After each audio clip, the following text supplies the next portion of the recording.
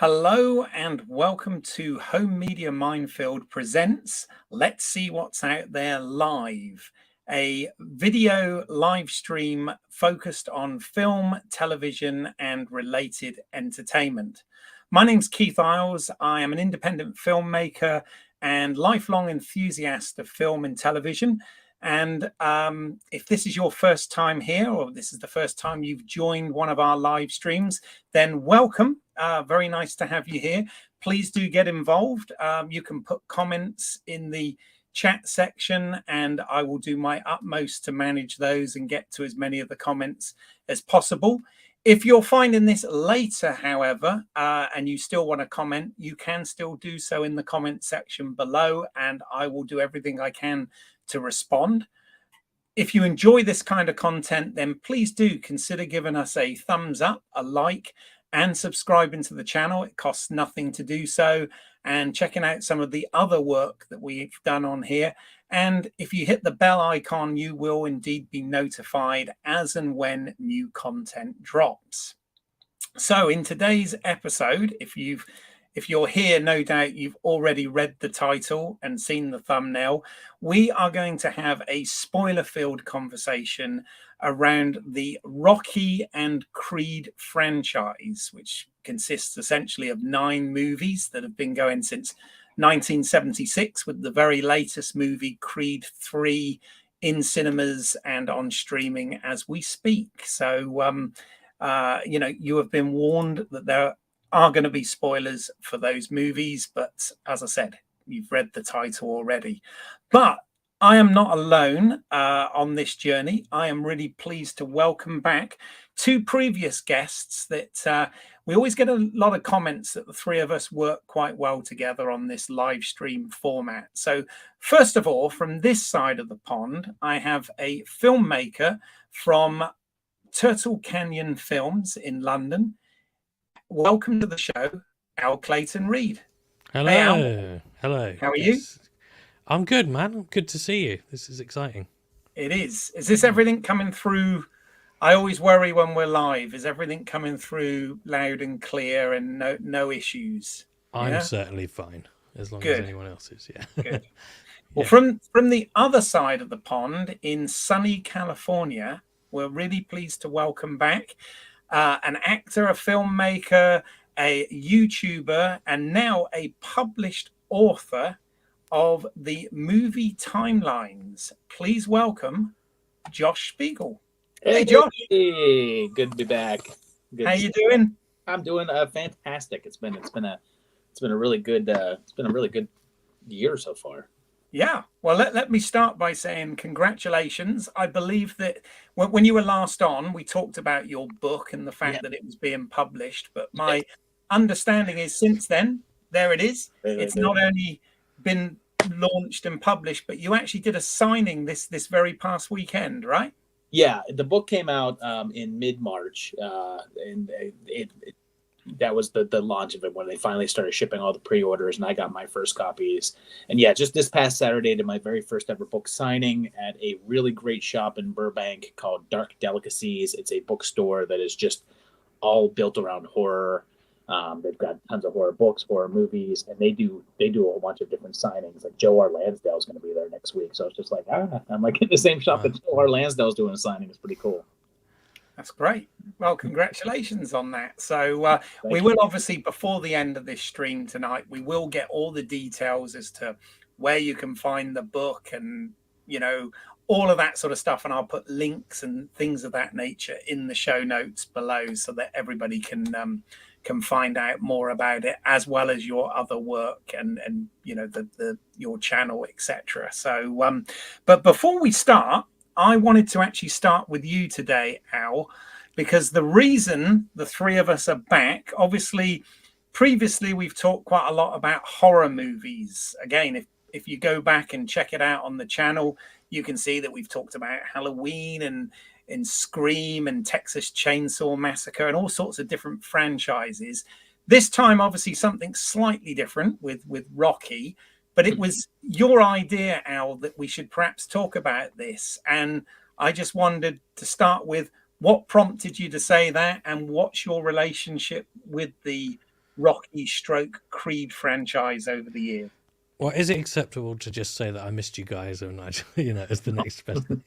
That's fine. But I could do a bit more if you want. No. Do you know what?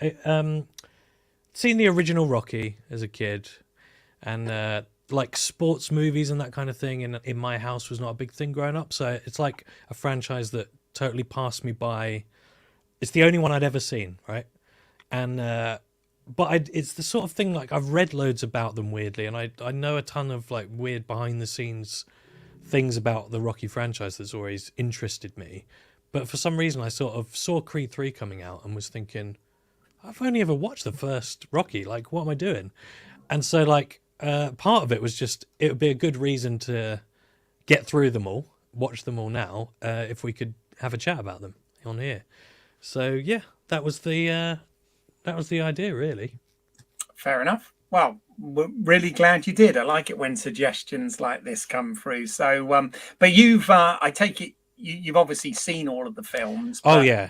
I'm sure your experience must have been more sort of through home media rather than. Yeah, so I've only seen Creed 3 on the big screen, of all of them, But yeah, just when did I guess over the course of about a week, I just went through and watched them all, and God, I had a lot of fun. It was so much fun. I was sort of like vaguely remembering the first one and going, yeah, I'll probably like these. There'll be plenty to talk about. But just every one, it was just so enjoyable. And there wasn't, I'm sure we'll get into it, but there wasn't really any of them where I went, oh, we could have skipped this one. So Yeah. that felt good about, as a franchise, considering some of the franchises we've done. Yes. There's been a few where you're like, oh yeah, I'll watch this one again.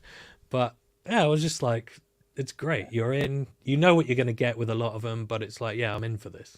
So. Well, I'm really glad you suggested it, and I'm always impressed, Al, that you do your homework. Meaning, whenever we do these, you literally revisit every film like the week before we're going to do it, and in some of the cases, that's dozens of films, right? So, yeah, I mean, I don't need a lot of excuse to just like rewatch things. So that's good. Okay, so Josh, what about you? I mean, I'm interested in your perspective on this. Firstly, obviously, any history you've had with this franchise, but also, you are the movie timelines guy. You're the one about continuity and movie timelines and all of this sort of thing. I know you've got absolutely hundreds on your channel, but I don't believe I've seen one for the Rocky Creed franchise yet, or am I incorrect? There is a Rocky timeline. I haven't. I didn't do my homework. It's in timelines because I couldn't really think of anywhere else to kind of sneak that in there. So there is a Rocky time, and the timeline of the Rocky films is really janky. Like, it does not make sense at all. But that's interesting. Okay, yeah, because I want to get into that because we were, before we went on air, myself and Al, when we were waiting for you, we were talking about this, and we were talking about how, apart from the age of Rocky's son, perhaps the rest of it feels quite solid, but the fact it's not is kind of interesting. So yeah. There's it's really only within like a couple of films that there's a big like, wait, what? But it's not one of the worst timelines I've ever done. But there is a point in the course of it, and we'll talk about it when we get there, where the timeline kind of just goes off the rails a little bit. But I am excited to talk about these movies because it's kind of funny because I don't like sports movies. Like I like, they've never been my thing. Yeah. But I do like character movies. And there's a lot of character in some of the Rocky movies. But the other reason why I'm excited to talk about this is I have a weird association with the Rocky movies because of somebody they don't really talk about too much on my channel at all, and that's my dad. Right. Me and my dad have polar opposite taste in movies. Like, if he calls me up and it's just like, oh, I just went to go see this movie and I loved it, it's a slam dunk, I know in my head, cool, I'm gonna hate that one. Like we just have complete different tastes in movies. but Rocky was always like something kind of like that I knew he loved, that I also enjoyed, and he took me to go see so many of the Rocky movies in the theater growing up. Like he took me to see Rocky 3, he took me to see Rocky 4. I don't think he took me to see Rocky 5, but we went to go see them together. So I know that they like I have a sort of a like a fun sort of nostalgia for it in that sense. Yeah, no, absolutely. I really like the point you make there, because I've always said the same thing as well. I'm not really into sports movies as such, and I'm not really into boxing. I don't tend to tune in and watch boxing matches, and I certainly haven't taken part in anything like that myself. But at the same time, I love the Rocky character. I've always been a fan of Sylvester Stallone. I love the Rocky character. I really enjoy these dramas with obviously boxing is the backdrop to it, and I do plenty of running and training, so I always like a good training montage. And likewise, I've really do enjoy the Creed films as well that have spun from this, and I think Michael B. Jordan is a very very good actor, but also now, which we'll get into, he, much like Stallone did with directing many of the Rocky movies, you've got Michael B. Jordan with Creed 3 being his directorial debut. So yeah, it's interesting, and I'm glad that you brought that up. That's interesting. I was just quickly to pick up on what you both said about sports movies. Sorry, Al. Yeah, let me bring you back.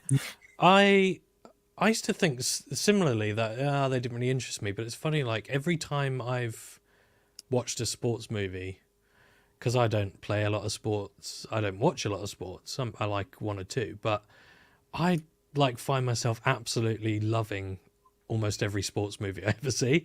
It's just for some reason, I think because really it's a good visual that's usually a thinly veiled metaphor for something more important. And so, and what sports movies are usually about, I really dig that the kind of stories that they tell, the rising from the ashes, all of that stuff, like the hero thing. It's like that really gets to me anyway. So more often than not, I go, I actually really like sports movies, just not a lot of sports. But interestingly, I don't feel like the first Rocky, certainly, and we'll get into that, really is one.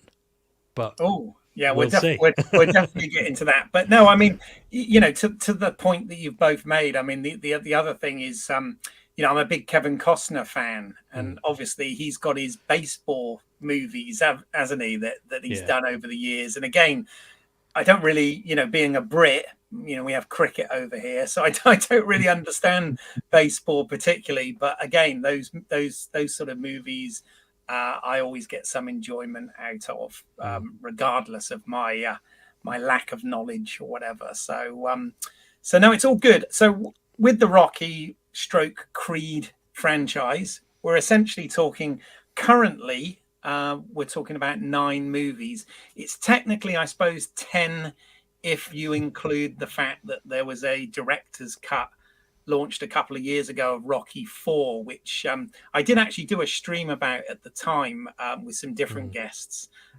simply because I had such a good time for an hour and a half or 80 minutes or whatever it was in the cinema for that I thought, right, I need to talk about this. And we focused mainly on that film and the differences from the original Rocky 4. But there is obviously a very good chance that this franchise will continue to grow, because I believe Creed 3 has done quite well at the box office. So that's actually what we're looking at today.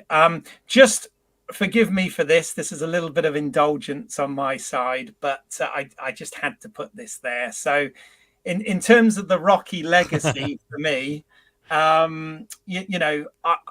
this is Home Media Minefield, this channel. So obviously we focus a lot on the physical media and home media. And I grew up through that sort of VHS era where you could rent and buy films on VHS. And that was really my my window into many films that I wouldn't have otherwise seen, or maybe wasn't allowed to see.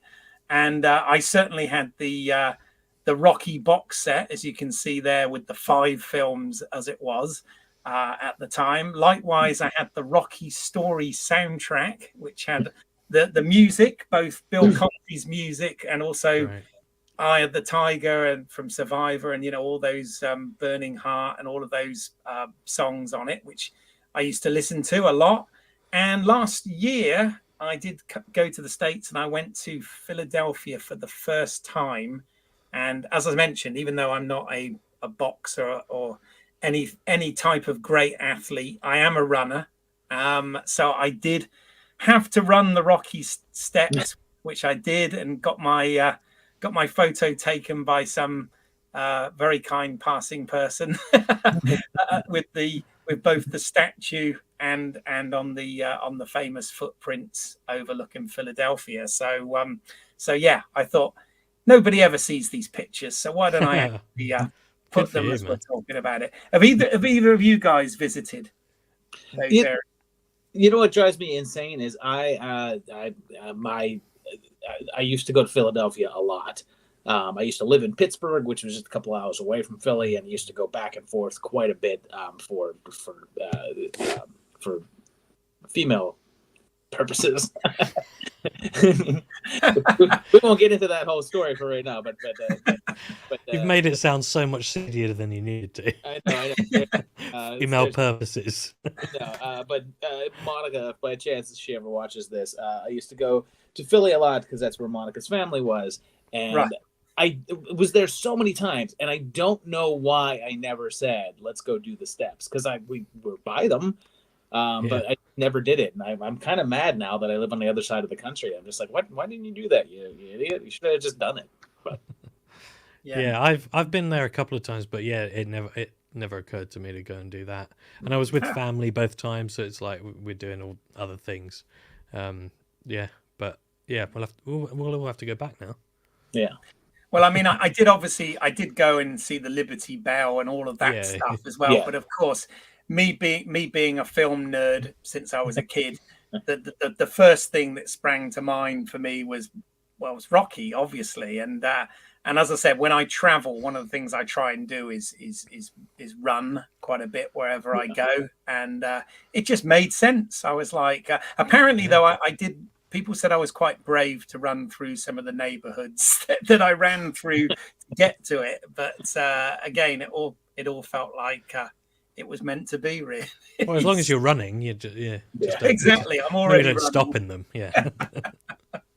So no, it was a real honor to actually finally go there and check that out. And I love the fact that the statue is part of the movies as well. Yeah. So it really makes sense. But yeah, that was great. So what about? I mean, the Rocky films have just been released, I think, on 4K UHD, literally in the last month or so. No doubt to coincide with the theatrical release of Creed 3.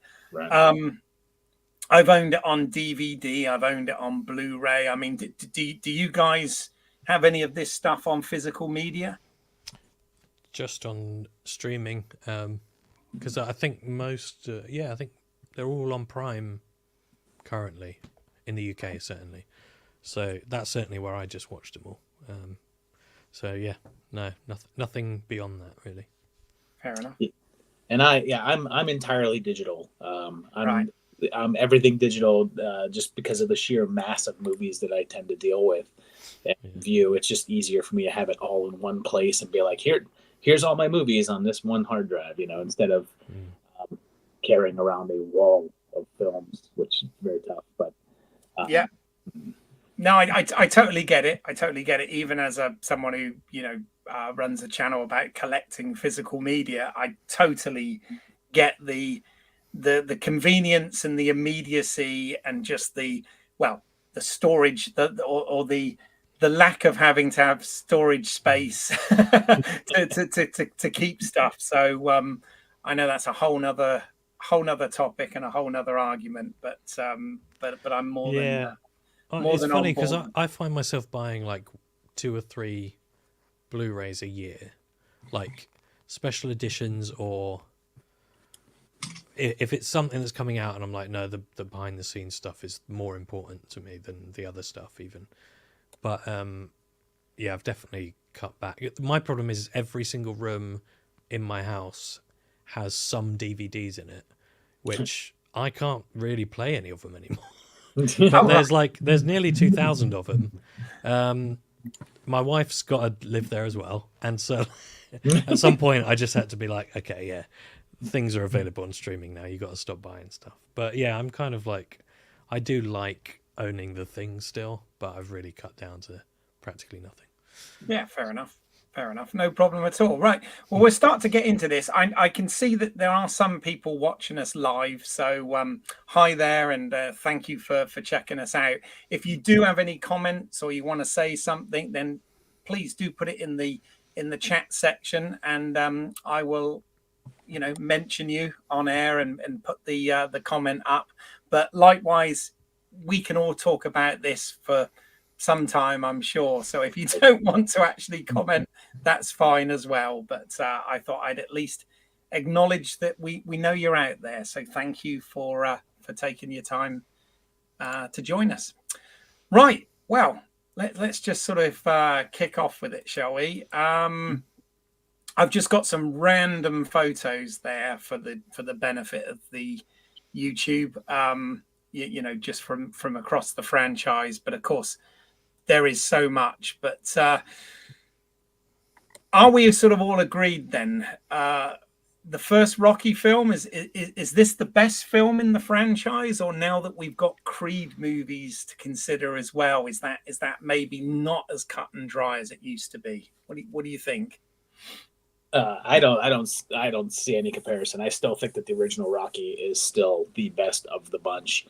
I think the first Creed movie does sort of strive to kind of what it's doing. I don't think it's I don't know. It just doesn't have. It may not have the nostalgia element for me as well too. I don't quite know there, but there's something about it. But the original Rocky movie, I just think will always be the best of the bunch. Yeah. What about you, Al? Do you agree with that? It's always a tricky one, because I think if you've got a franchise that, especially that's gone on for a long time, the original de facto almost feels like, well, it's got to be the best. Otherwise, we wouldn't have a franchise if it wasn't for that. And I think Rocky is so, it's not just spawned this franchise; it's inspired, nearly 50 years of this kind of film, and everything that's in it, and the structure of it, and even down to like the training montages, the speeches, these are things that have become huge staples of the genre. So it's like, how can it not be the best? But having said that, is it the one that on this recent watch, like, is it the one that I enjoyed watching the most? Probably not. Right. But okay.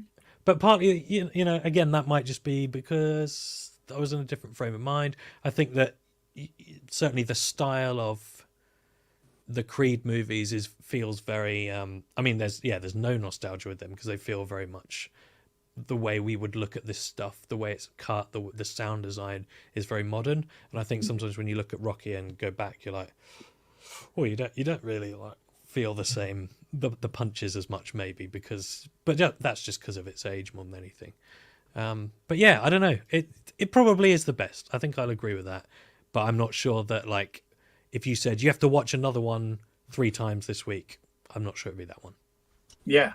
No, I know what you mean. I must admit, when I was a kid and first saw these on VHS, as a kid, I obviously gravitated more at the time to Rocky 3 because of course Mr. T was in it, and I was an 18 kid and all of that sort of stuff. But also in terms of the marketing and stuff, obviously the things with the soundtracks and the montages and the score and all of that sort of thing was very well done in that. And one of the things I always liked about the sort of beginning titles, you know, you had sort of the story so far, and I did like the fact that they took sort of interview material of Stallone since he'd done Rocky and sort of made that the character almost. So, you know, you'd see him on like the Muppet Show and various interviews and all of this sort of thing. And I thought that was actually quite a clever use of sort of using that archive footage from real life and putting it into the fictional narrative and stuff like that. So I always kind of enjoyed that stuff. And for me, Rocky IV was actually the first one that I saw at the cinema. So you know, I was able to go because I was a teenager by that point, and I'm old. And yeah, so I was able to actually go and see that on the big screen, and I remember the spectacle of it. Like you know, the entire the cinema was packed, and the entire audience got involved as if they were part of the crowd of the fight, if that makes sense. So I just remember that again. A lot of people sort of diss Rocky IV, but I've got sort of a special place for that one just because of the how I saw it and when I saw it and the environment that I saw it in sort of holds a special place in my heart. But what about you guys? Did you mentioned? I mean, Josh, you mentioned that you actually saw quite a few of these when you were a kid.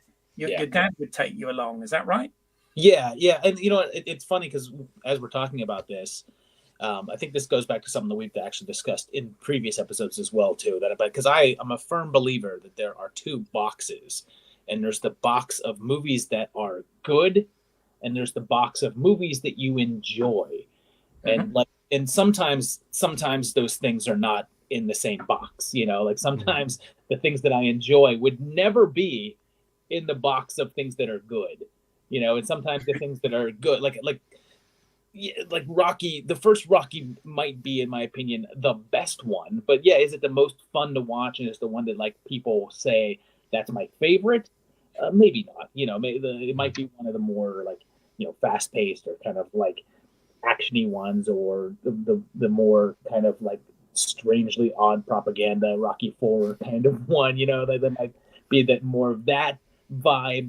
So I think that really is what comes into play with a lot of these. And yeah, the first one I can recall seeing, my memory of these things is not great, is Rocky III. So I think I have a somewhat of an attachment to that one as sort of being like, oh, my favorite one to watch because it has that kind of down home comfort thing. But yeah, it is kind of interesting how that comes into it. But yeah, the part 3 is the first one I remember. I don't know if it's the first one I saw or not, because I was alive for all of them. So I don't know which ones I remember and which ones I don't. I probably have to have my dad come and tell me like, yeah, I took you to see that. I took you to see that. But yeah. What about you, Al? Yeah, I mean, I think you're the youngest one here, aren't you? Well, I don't look it, even if I am. There you go. Yeah, I mean, well, as I said before, they're very fresh for me. Most of them. The original was like, I'd seen it like in pieces, I think, on TV and stuff when I was younger, and a lot of my friends were always into that. I can think of one friend specifically who's much more into kind of sports films and stuff, where I was watching more sci-fi and action adventure and stuff like that.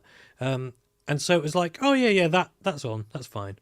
And it was only literally about 3-4 weeks ago now when I went, not seen any of the rest of them. Let's get into this. So, you know, it's all very, it's quite new to me. But as I said before as well, weirdly kind of, I just guess over the years reading about film, and I think the story of the original and Stallone's way of getting it made is one of those legends of filmmaking, I suppose. And so that's always been kind of on my radar, but for some reason just never got around to sitting down and watching them all. Yeah. Well, I think what you mentioned there, I mean, that is part of the appeal, because ironically the lore of this franchise, or certainly the first film, essentially it was kind of life imitating art and art imitating life, because the whole sort of underdog story of you know, this struggling person getting a shot at going for it completely mirrored what happened in reality with Stallone, and with, you know, it becoming an Oscar winning film, and, you know, in his breakthrough and all of that. So I think you're absolutely right. It will always carry that with it, as well as being a good film in its own right. But it is kind of almost like the story behind the film is just as inspiring, and you know, Stallone as an individual is just as inspiring as Rocky Balboa as a character, and I think that's quite interesting. And yeah, I think it's just kind of fun how that whole thing has gone. I remember as a kid, I always kind of, when it came to Stallone, I was a big fan of Stallone growing up, but I always kind of, as a kid, sort of preferred the Rambo character, because you know, he had guns and was fighting, and, you know, and all of that sort of stuff. Whereas the older I got, the more I actually appreciated the Rocky character, and it's kind of funny, because it's the two. It is the yin and the yang, isn't it? It's the two sides of Stallone. You've got Rocky as the sort of you know, optimistic, you know, lovable character, and then you've got Rambo, who's this incredibly broken person, you know, and it's quite interesting. But both of them have got quite a set of abs. Yeah, yes, They do. They do Yes. share that similarity.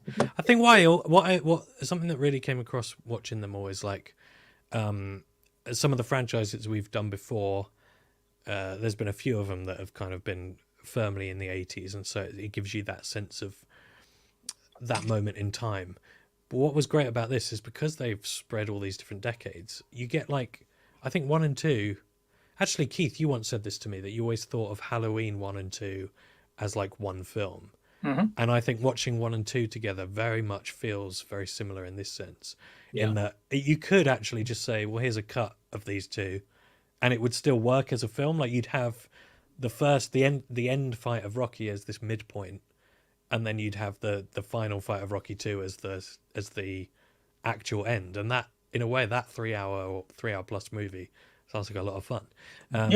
But I'm sort of digressing. Yeah, the kind of, I really enjoyed how 1 and 2 felt like this very, very much like 70s America. I mean, obviously it was, but it's very much of the time. You know, it's sort of a friendlier version of some of the more nihilistic films like Taxi Driver, things like that were coming around the same time, of like, you know, this guy in this kind of broken city and all of the struggles there. And then when you get 3 and 4 are just like full on 80s craziness, but using the same character, and not really, it doesn't feel like it's out of character. It just kind of feels like the next step, in the same way that the 70s leads to the 80s. And then the next one, that Rocky 5 being just slightly, shall we say, rubbish, which a lot of early 90s sort of things in franchises specifically tended to be. And I kind of, I just really enjoy kind of going through and going, oh yeah, this is really of the moment, probably without trying to be. It just feels like such a product of each decade. Yeah, I'm really glad you said that, because you've sort of jogged the memory now. I believe the way I first saw these, because my dad would have rented these on VHS, and I think maybe it was a holiday or something special where we actually did watch 1 and 2 back to back. So I think that's exactly how I experienced it, actually, was sort of as a double bill. And that's cool. And it does sort of work when you do it that way. So yeah, definitely. Because those are two, like, they feel like right next to each other. They really work. Just really enjoyed that kind of, their little snapshots of history, as well as being just a lot of fun, all of them. Yeah.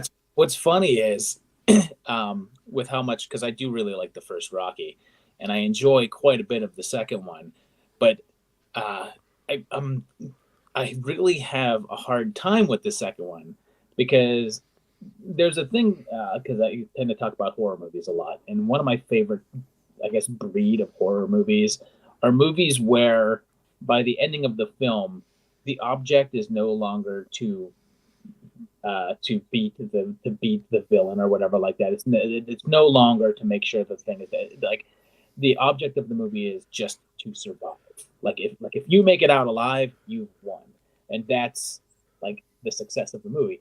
And the first Rocky is that same thing because the whole point of Rocky isn't for him to win.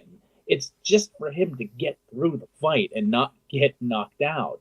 And I always love that. It's always like, look, this guy doesn't have what it takes to win this fight. He's never, ever going to win this fight.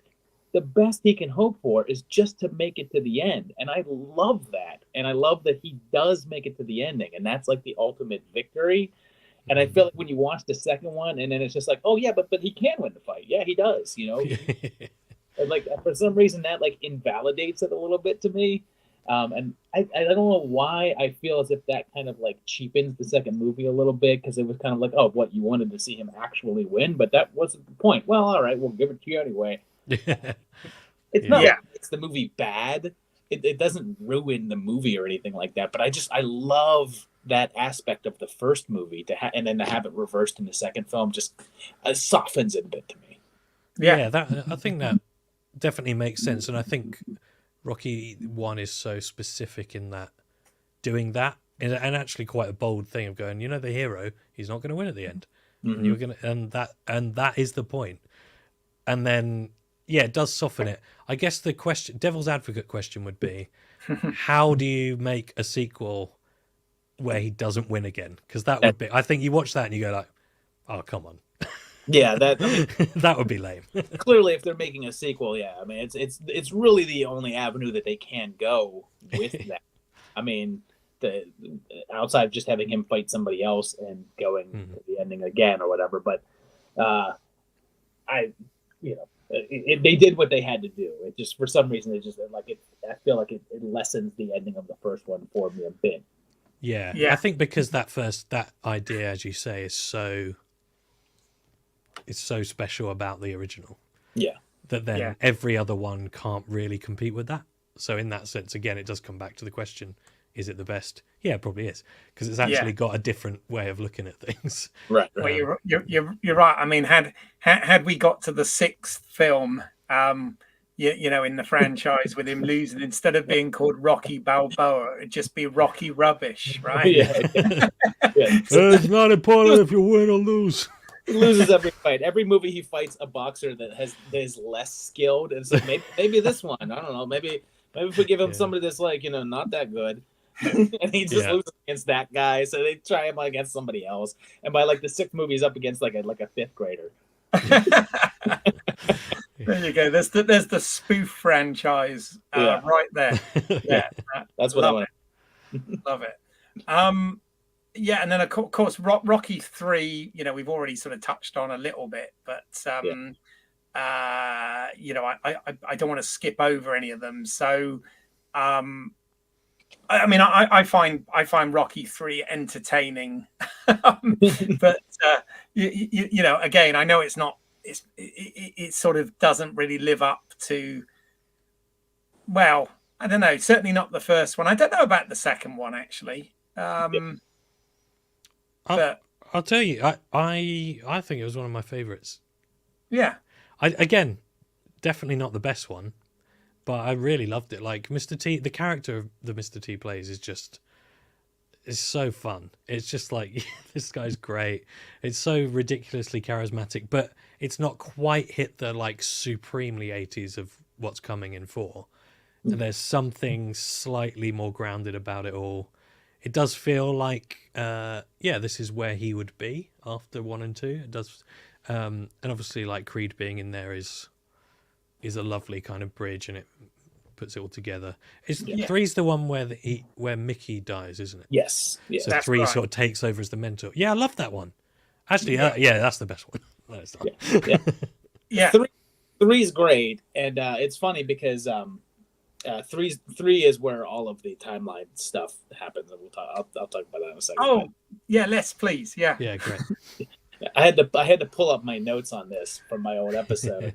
to see like what it was that I called out, but it is because it gets really confusing because it's just they keep on screwing up the dates, but like they keep on talking about the amount of years in the movie, and they always say like in these 3 years they mention that the last 3 years, but they give Rocky's date, his age in the first Rocky, and they say he's 34. He's 30 years old in that movie, right? So they say like when he comes out, they're like 30 years old, blah blah blah. And the second movie takes place like a year later, so he's supposed to be 31 in that. But then it's like they give his age, and they say where is it? Because he has his birthday, and now I can't find it in my notes.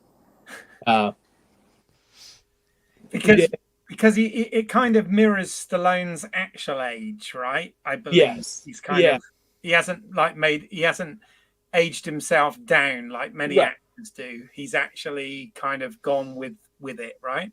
Right. So they give his age and they say that it's been 3 years, right? So he's supposed to be like 33 years old at this particular point. And the first movie definitely takes place in 1975.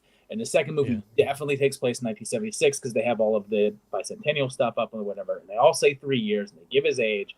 And then they get to the third movie and then you get to Mickey's death and they show his headstone and it's 1981, which is 5 years. So it's just like, okay, well, they keep on saying 3 years, but now you're saying that it's 5 years. So which is it? And then they have his the date, like the age of Mickey changes around, and it gets very confusing. The fourth one has another little tidbit as well too that throws things off a little bit because, and I'll mention that when we get to it. But it is kind of weird because they throw that out there. Mickey's gravestone throws everything into complete disarray because it's very bold. It's like big up on the screen. It's like 1981. Yeah. So it's like, oh, okay. Right. No, I love. This is why I love your channel. I mean, this is how I found you in the first place because continuity and timelines and all and ages and all of that sort of stuff are really, really important when creating the fiction, I think. And I like that. I think there's some question around his son's age as well, because obviously we've had different actors play his son over the course of the franchise, but I think it's another area that's got some acronyms in it. That's the big problem with the fourth one, and we'll talk about that one. Okay, we'll get there. Before we move on to the fourth one, I do feel that it's actually quite important that we just pause to actually talk about some of the other characters. Yes, of course. Yes, we're talking about a lot about Rocky himself and Stallone, by connection, obviously, but a really good supporting cast. I think this is one of the things that made this film, or should I say, made the first film as well, really work. Is the fact that you've got Stallone, who's this unknown. You've got John G. Alverson directing that first film, but in terms of the casting, they really, really surrounded him with some top talent there, didn't they? And I think, I don't know about you, but in terms of memorable characters, I think the chemistry and the relationship with Talia Shire as Adrian and obviously Burgess Meredith as Mickey, and then of course we get Carl Weathers and as Apollo and Burt Young as Paulie and whatever. But it's this kind of, until the third film when we lose Mickey, you've got that kind of core of characters. And I just wondered, does all of that work for you guys, or is there a weakness in the equation from either of your point of view? I thought it was just genuinely lovely. Like the soppiest part of me was just I love how important Adrian is to Rocky the whole way through. It's like and especially for the time, it feels like, okay, well this is, yes, it's sort of like there's some tropes of the female, the wife trying to be like, oh, don't fight people, that kind of thing. But it does feel like he cares about that character enough to give it as much as it can, within the remit of these films and the time and everything.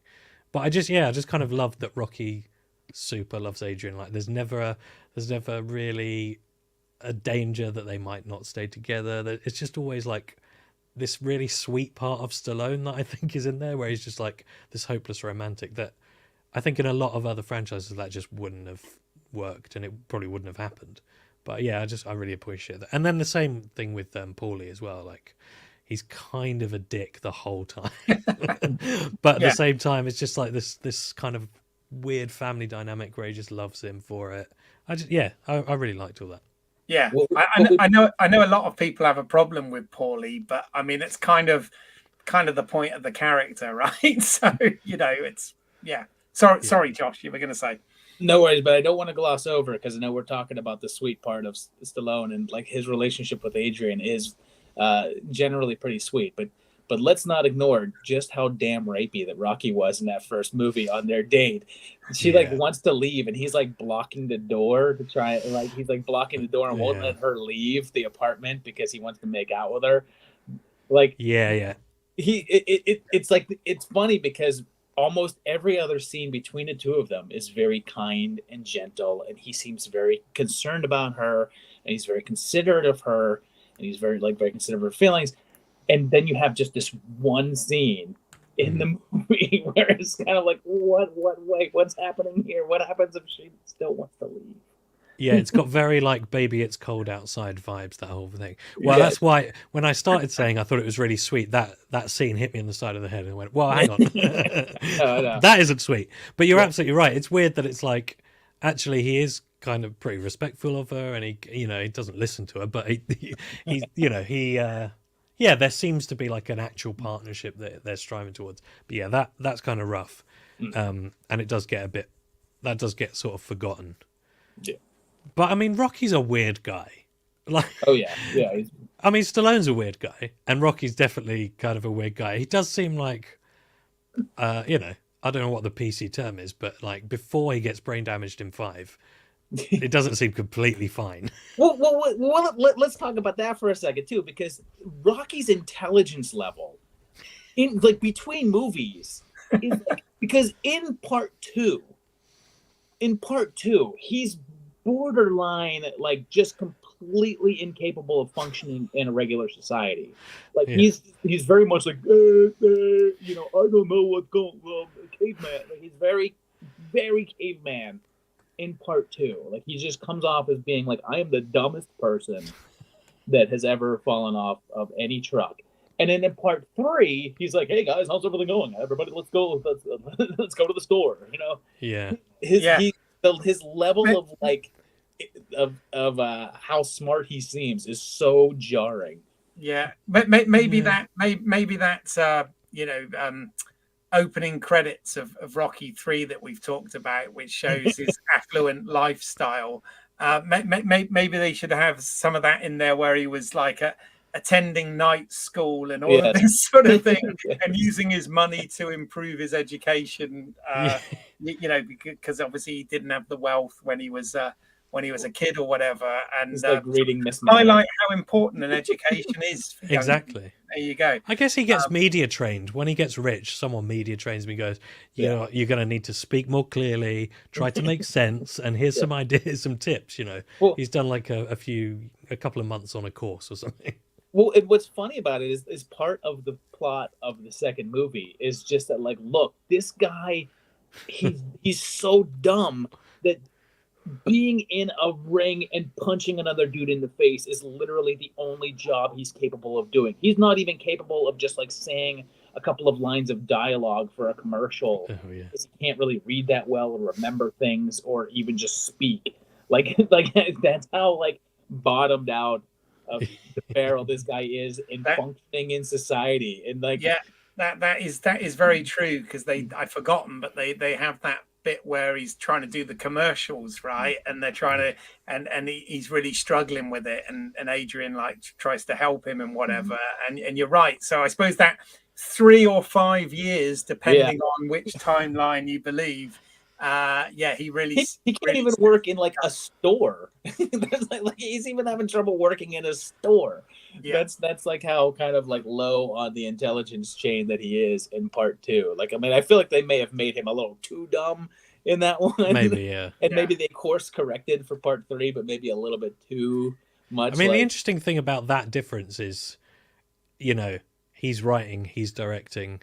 There really is no one to blame but that one person. It's just I know. Yeah. Like, Well, and that's the nice thing about the character is in the first movie, Rocky is a guy who's not very book smart, but he is very like he's a very grounded person, and you could tell that he is a human being and he can interact with people, and he does have intelligence enough to talk to people and function.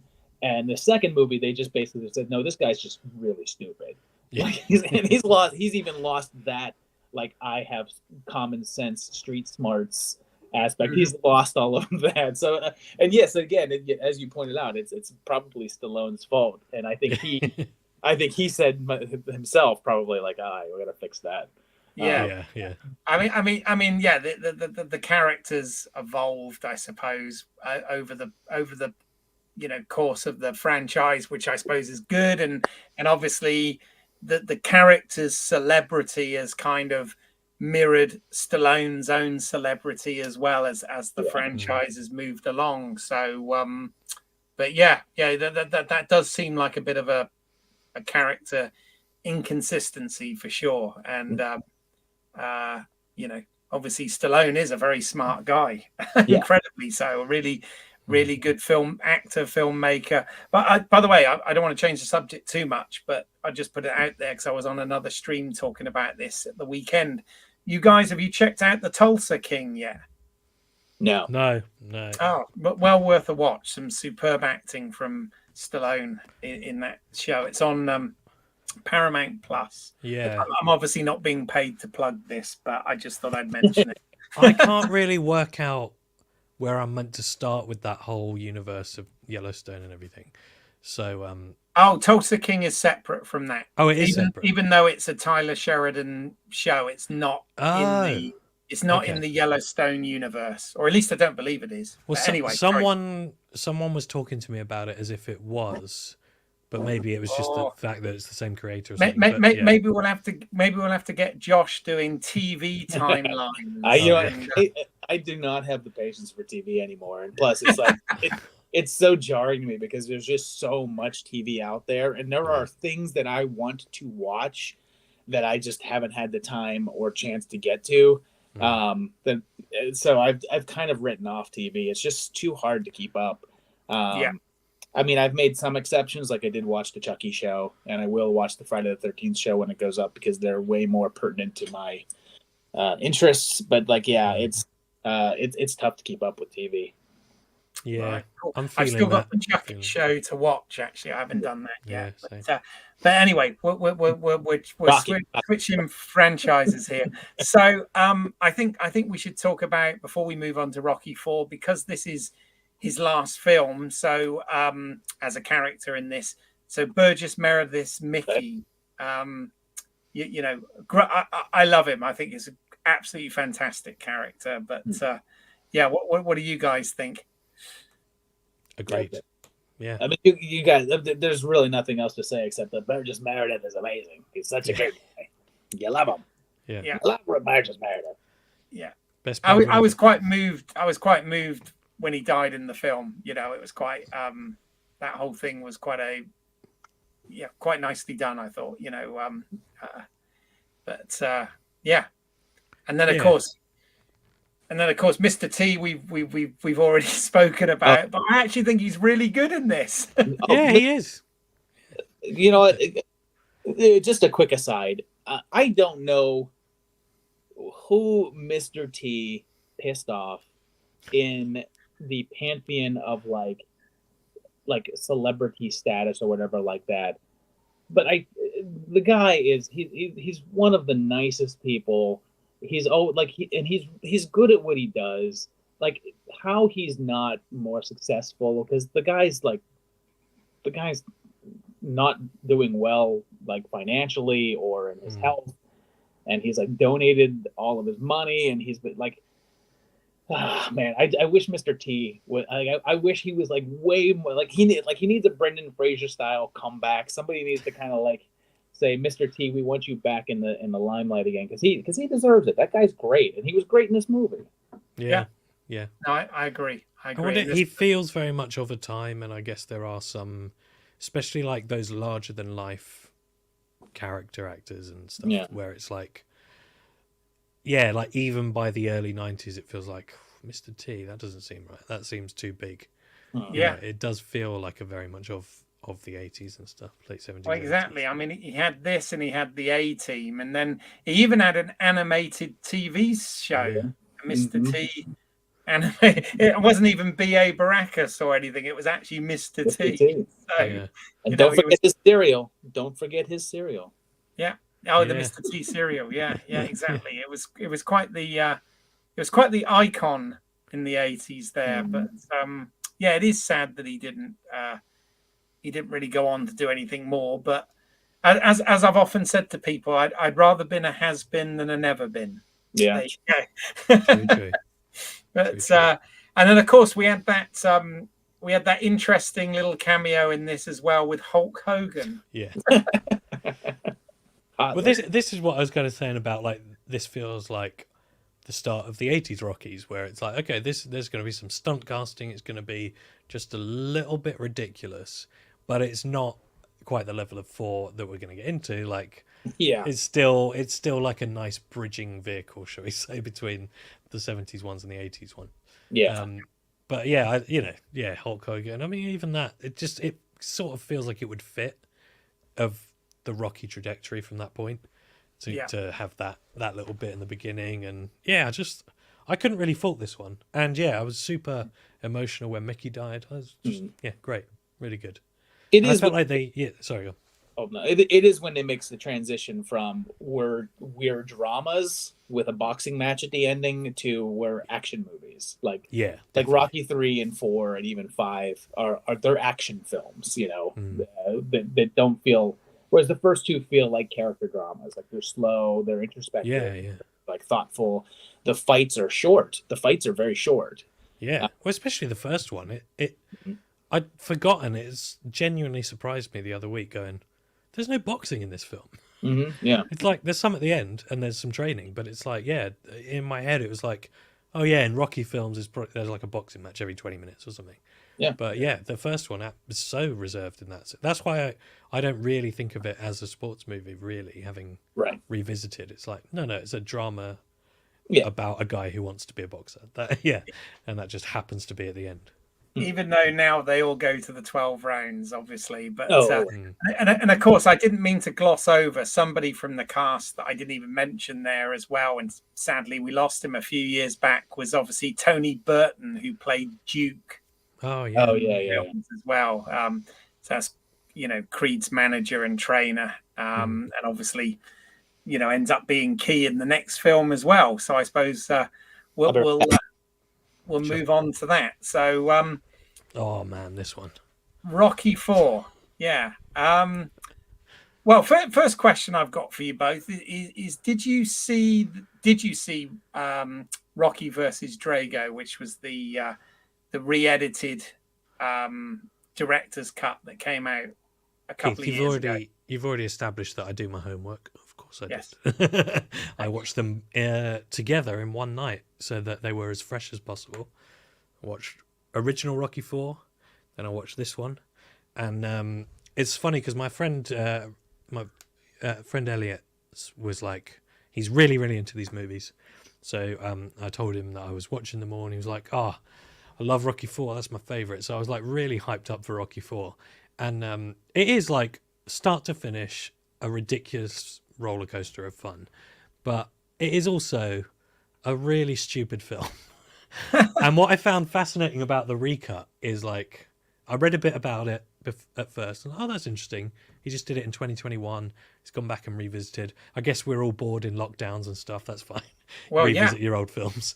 But there was a part of me that goes, this will be super different. And it's amazing how much stuff was left in from the original that he didn't think, yeah, I don't need that. I was absolutely just bizarre, some of the stuff they went, yeah, we're still going to need that. I mean, I'm specifically talking here about, there is a after, you know, Creed's dead, there's that montage where Rocky's just driving and it's just a shot on his face behind the wheel of the car, and he's just like, oh, I'm driving along. And then it's like, and then it's a music video. But then it's a full music video, like a 5-minute song, intercut with scenes from Rocky's 1, 2, and 3, but also scenes that we've literally just seen in Rocky 4 in a montage, as if to remind us of that thing we just saw in an hour and 40-minute movie. I was like, okay, so he's done a recut that's more like maybe some modern pacing to it. Oh no, we're going to keep that in, are we? We're going to keep that whole I kind of, yeah, but that's Robert Tepper's No Easy Way Out. I kind of love that, actually. Yeah, I didn't say I didn't love it. I was just genuinely amazed that when you revisit a film to recut it, you don't go, do we need to recap the footage we've literally just seen? He just changed the color timing so that those immediate bits were monochrome instead of color. Yeah. In case you thought you'd accidentally rewound it or something. Yeah. No. Yeah. I mean, the director's cut, obviously it is quite different, and he's taken out. I found it quite interesting that he cut most of the Bridget Nielsen stuff out of it. Which is quite. But he obviously gave the Drago character, fleshed that out a little bit more, and gave Dolph more in that. One of the sort of film continuity things, not the continuity of the story and the characters and the plot, but in terms of a film series, obviously this one was always kind of famous for not having Bill Conti's themes. It was Vince DiCola who did the score to this one, which was also great, by the way. But one of the things I was always a bit sad about was the Bill Conti Rocky theme was that sort of thing that was supposed to be across all the films and wasn't. But with the recut, Sylvester Stallone did bring that in as well. So it feels kind of more part of the series from a movie continuity point of view, if that makes sense. Not what's actually going on in the fiction. But I did kind of like that they did change that. And they still left the Vince DiCola stuff in as well. They just added some of the Bill Conti stuff to it. But have you? Sorry, Josh, I know you had to step out briefly there for a second. Did you see the director's cut? Rocky I have not. Although I will admit that I don't have a ton of interest with it, because I will say the Rocky 4, whereas I definitely have nostalgia for it, and I definitely don't think it is a bad film. I just don't enjoy it. It's where Rocky kind of has swung fully into the stuff of sports kind of movies, whatever like that I don't care for. I'm kind of interested to hear, because this is kind of funny, because this movie is such a weird, like, America is the best for no other reason other than we say so. And all we got to do is come and win one boxing match, and your entire country will change its mind about us. Like, it's a weird sort of propaganda film in a way. So when I watch it now, it's kind of hard for me to just be like, man, oh man, this is like weird to watch. Well, they've definitely toned that down in the director's cut. That is one of the things that he changed, and took a lot. He took that, and he took the robot out. which nobody liked, right? The 80s. So that kind of makes me sad, because do you know the story about the robot? No. Okay, so this is why the robot's in the movie, and this bums me out that he would take it out. So Sylvester Stallone's son, in real life, he has a real life son who is autistic, okay? And it's been a thing for him, because especially his son was autistic in an age that people didn't understand what an autistic kid is and how to deal with an autistic kid and any of those things. the robot was designed by a real person who created this robot to interact with autistic kids and help them learn interaction. Sylvester Stallone had it in real life for his real life son and thought it was such a great thing that he put it in the movie as a way to kind of like, you know, sort of spread awareness of this thing and also to help the creator out that, hey, maybe this thing can be in more houses and it get more everything. And then people were just like, oh, how stupid, he is a robot or whatever like that. And I almost wish that story was spread more because I feel as if his whole purpose for putting it in the movie never really got like known and his whole intention didn't ever come across. But I love that story of like the robot's there because he cared about his kid, you know. I didn't know that. So thanks for bringing that up. And quite interestingly, I'm sort of glad you brought that up because yesterday was National Autism Day. I don't know whether many people knew that or realized that, but it's kind of interesting that that's come up. And literally yesterday was National Autism Day 2023. So but yeah, no, he did actually cut it out. So yeah, so I don't know. I can't say why, but there you go. By the way, go on, just a quick shout out. Friendly neighborhood Uncle Pete has said, "Hey everyone, sorry I'm late to the show." And he is also favorite Rocky movie. He has to go with Rocky 2. Interesting, controversial choice. Yeah, but no, thanks for tuning in, and I appreciate the comment. So, yeah, I think what was I say? Yeah, with I think again being that kind of real product of its time, Drago and Rocky the fight feels like it's a bit like the equivalent of when Jason Voorhees gets the hockey mask. It's like that. That's the bit that actually has transcended, like outside of the franchise and the people that have seen it. Like that's the bit that everyone's kind of heard. Oh, he fights a Russian, right? And you know, that's that big thing. But in answer to the question, Josh, that you said about like, what does it look like from this country? We're very, very used to American films being propaganda for you know, and when we love them. Yeah. I think like it's funny. I often think this because even my family in America have a similar viewpoint, is because they're in America like you are and you watch American films, and it probably doesn't quite compute that so much of, especially the Western world, our films are American films. Like we're all consuming American media more than any other type. So it never feels like, oh, that's, I mean, probably these days it does feel a little bit more. If that had been that on the nose with the propaganda, I think it would come up more. But I think certainly until, 10, 15 years ago, I think it was just like, yeah, this is what films are about. And so it was never like, oh, American films, they're kind of weird, aren't they? They was doing this. It was just like, yeah, that's what happens in films. Yeah. Well, it's funny because especially in the era of like, of that particular era in time, which was very much like a strange kind of patriotism in the U.S. in the 80s, which is very different in my eyes than like a patriotism now.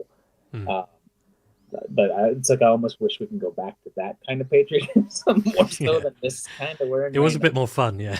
Yeah. So I don't know, but you're almost sort of mirroring Uncle Pete's comment there. He says Rocky IV was so 80s Cold War propaganda. Yeah. I looked at it differently as an adult from when I saw it as a kid, but then goes on to say that the training montage in the snow is a guilty pleasure. It's cheesy, but I still enjoy it. That particular montage for me felt like the moment when we don't quite jump the shark. I don't think the film's ever really, I mean, Rocky V gets probably the closest, but we never quite jump it. But it definitely felt like this is now a parody of your own creation. Yeah. And mainly because, if I'm remembering it right, even in both edits, right, there was the training montage, then there was maybe a 30-second scene, and then there was another full training montage. Yeah, Straight that up. hasn't changed. Yeah. That I'm pretty sure that's what had happened. I was like, I'm sure we stopped the montage, and now it's back on again. And that definitely felt like, I guess if Hot Shots has ever done Rocky rather than Rambo, it felt like, are we spoofing our own thing now? Yeah. No, I know what you mean. I mean, oddly, even though I really enjoyed Rocky v Drago when I saw it, because I saw it in a packed cinema with loads of Rocky fans, and it was just a fun experience. But what I found interesting, I thought, being a director's cut and everything, it was actually going to be longer than the original film, which of course was a fairly short film anyway. Rocky 4 was, but it turned out that it was actually a minute or two shorter. So it's like, and that's still with all these montages in there. Yeah. So imagine you took some of those montages out, it would be basically a short film. If you took the recap from the beginning, cut some montage, it's like 2 fights. Yeah. I mean, I think retrospectively, and we will come to it when we start talking about the Creed franchise, obviously Rocky 4 becomes kind of quite important with the second Creed film, but we will get there. Just in terms of comments, Uncle Pete's also saying, I picked Rocky 2 since I love towards the end when Adrian tells Rocky she needs him to do something for her to win. That was a cool moment. Yeah, I loved that. I thought those 2 in 2 were a lovely bit of business, really. Yeah, no, for sure. So okay, anything else to add about Rocky 4, either the theatrical or the director's cut? 2 very minor quick things about part 4. I will say for the timeline aspect of it. Oh yes. So the ending of part 3 is the fight it's just a little fun fight between Rocky and Apollo, and the beginning of part 4 makes it seem as if Rocky is coming from that fight because he has bruises on his face, and they like talk about him like sparring with Apollo, but yet so it seems as if, okay, we're picking up right after that one left off, but like his kid is like 3 years old in part 3, and then suddenly he's like 10, and it's supposed to be like the next day or something, and I was like, wait, what? But also I want to point out, because I think part 4 is where this ends. I haven't seen the 5th one for a while, so I don't recall if it's the 5th one, but there was a point in time, and what I think is hilarious about the Rocky movies is all of them, it's like you get the big fight, and then Rocky's just like, I won! And then the credits. It's like nothing, no aftermath, no coda, like you can see everybody like relax and be like, yeah, man, I love you. No, it's just like, I won! The end. It's always funny to me. It's probably especially funny in 4 because like the whole thing about the fight is that he killed Creed, and this is like, it's genuinely devastating. But then by the time he wins, it does just feel like, oh, we're done. This is all fun. Oh, he won. That's all we need. That's all you need. He won. All the problems are over. America and Russia are friends again. Everything. It's all. Yeah. We won the war. No, absolutely.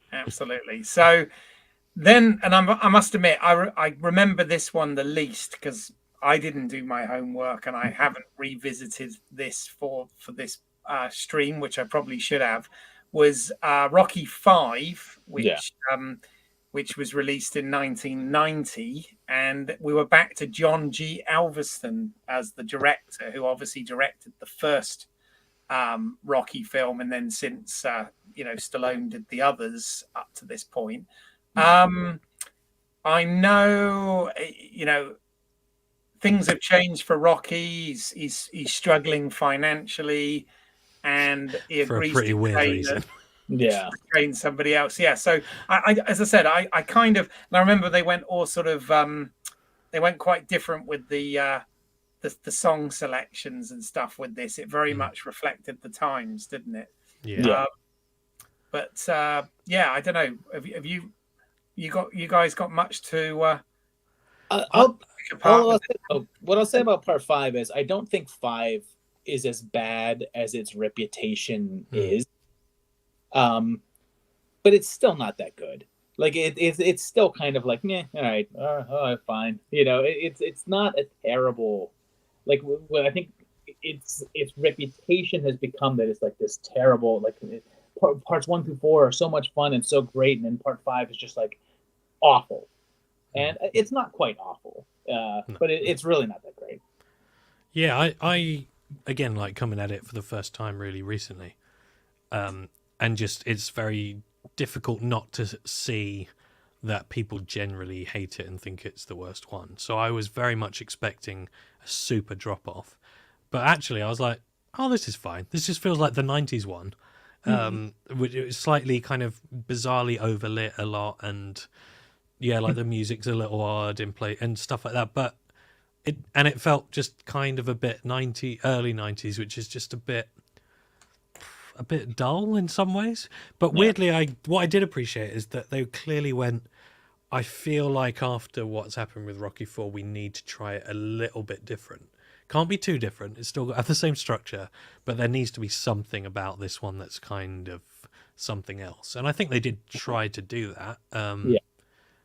Not sure how well it worked. And I think the conceit that he starts with brain damage and he goes for lots of investigations and they're like, you must not be hit in the head, to then finish that film with a bare knuckle street boxing match as like, that's a good idea. It's like, no, none of us think this is a good idea, but it turns out it doesn't matter. well, and if I recall, it's the second time that happened, because in the second movie there was like a whole big like if you get in a fight, if you fight too much, you're gonna die. So don't fight. And then like the third and fourth movie just completely forget that was ever said. And then like the fifth movie comes around, it's just like, well, now he's got this thing now, okay, this thing too. Why not? I think the weird thing about it was it didn't feel like it didn't need to be there. Like, it could have been a film about him training this new guy. Was it Mickey Gunn? No, what's his name? Tommy Gunn. Tommy Gunn. Yeah, of course. Yeah. Which, ridiculous. I like the play on words. Yeah. So like it could have been about that, which I guess is what the first two Creeds are a little bit in that realm. Is like he's training a new guy, and so it's this whole pass the torch thing. But the brain damage just felt like, this is in poor taste. I don't feel like this is a good idea. And it totally goes against, I guess, Josh, what you said about the first one, really. It's like, oh no, the only important thing is here that this guy wasn't loyal enough to him, and now he needs to win again, even though it may permanently put him in a coma. Yeah. What is it? The whole. Well, my ring's outside, and you can almost imagine some studio exec insisting that no, you've got to have a scene where he has a fight because it's a Rocky film. But I'm. It's a shame. I think it didn't really need that element to it. Of course, this one as well is noteworthy for the fact that. Although this is rather sad because he died very young, about a decade ago, but this did actually have Stallone's real life son, Sage, playing Rocky Jr. in this film. I mean, again, I don't know if that all fits in with the timeline. No idea, but yeah, it is noteworthy for that. And as I said, it's kind of very sad that this guy died so young.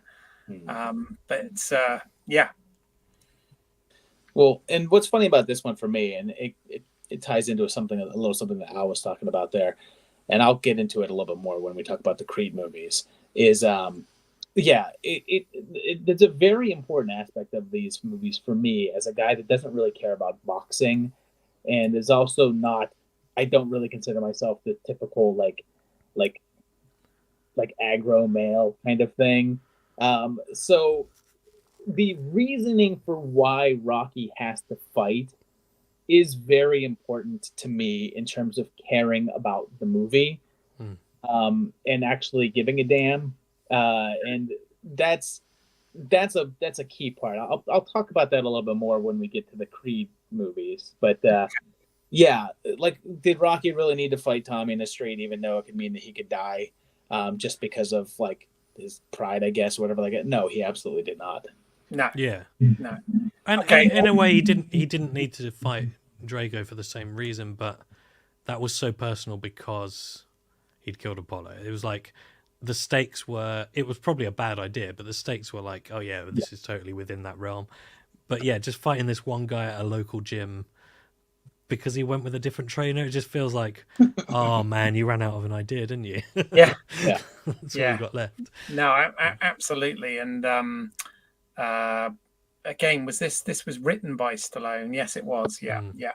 Well, we'll use friendly neighborhood Uncle Pete. We'll use his comment here as a sort of segue into the next film. Then, so they put in part 5. They tell Rocky that no doctor will clear him to fight due to his concussions, but they forget all about that in Rocky Balboa, where he's 20 years older, and that does indeed take us into the next film in the franchise from 2006, I believe. Yeah, Rocky Balboa, which and I believe, does it take place real time? It does, doesn't it? Because I think it's like, if I can recall, I think it's like a year or so off, but it's like, you know, it is in near real time. It's mid 2000s, yeah, and this is where in the story, sadly, Adrian has since passed, right, due to cancer. Is that right? Yeah. Yes. And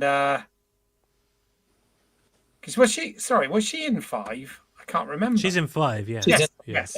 Sorry, she was in 5. Yeah, so she's the voice of reason that everyone should have listened to. That's right. Yeah, just listen to her. Yeah. Again, I've not revisited this, but I remember at the time, I was lucky enough to go to like a BAFTA screening of this, and I actually found it. I quite enjoyed it for what it was, even though it was essentially a retread, wasn't it? Just with him 20 years older. So I like.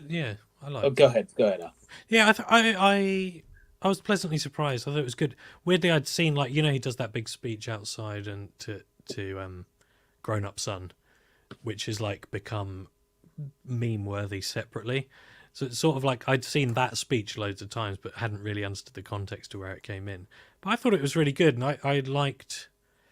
I'm a sucker for like a dead wife. Not that sounds bad.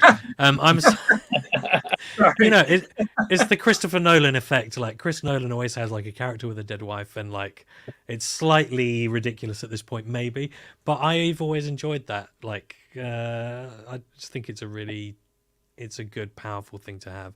And him being, I know I think he acts some of his best Rocky stuff in this one, where he really feels like you can see that he's gone through all the stuff he went through, and he's like this older, slightly wiser, but also genuinely heartbroken, lonely guy. And that's kind of like really melancholy and stuff, which I just really liked about this one, which we haven't really seen in the others. Yeah. For me, this one was like, this is more of what I wanted to see from a Rocky movie, because it did throw it back into like, yeah, we're going to be more about the character piece, and the boxing, the fights and everything like that were less important to like the story. And it was more about like this guy and where he would be at this particular point in his life.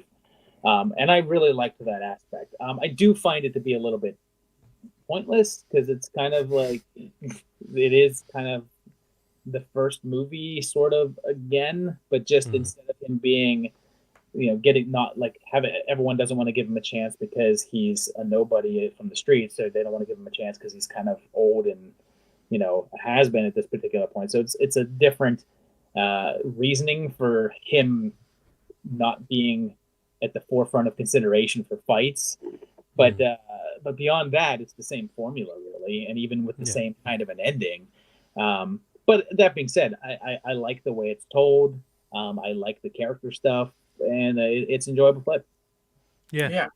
And I mean, it's noteworthy that in this one we have Milo Ventimiglia, I think is how you pronounce his name, I love him so much. I love him so much. Yeah, Just looking at his face makes me want to cry. He's so great. yeah. My, Well, I mean, my wife just finished working with him on The Company You Keep. oh right. Oh, cool. Okay, that's cool. Did she cry all the time? No. She didn't really interact. She didn't really get to interact with him too much, but like he was there.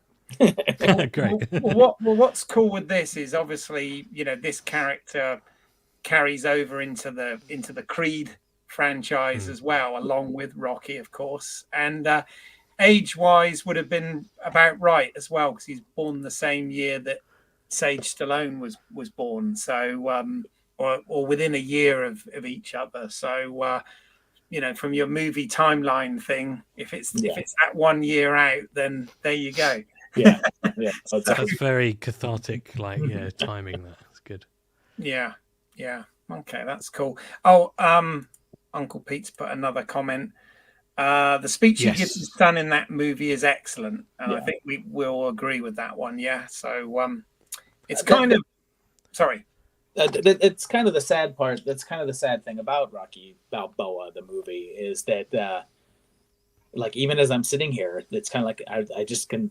All I can think of is I enjoyed this movie, but I just don't have much to say about it because it doesn't really do much that's different or interesting. It's just good.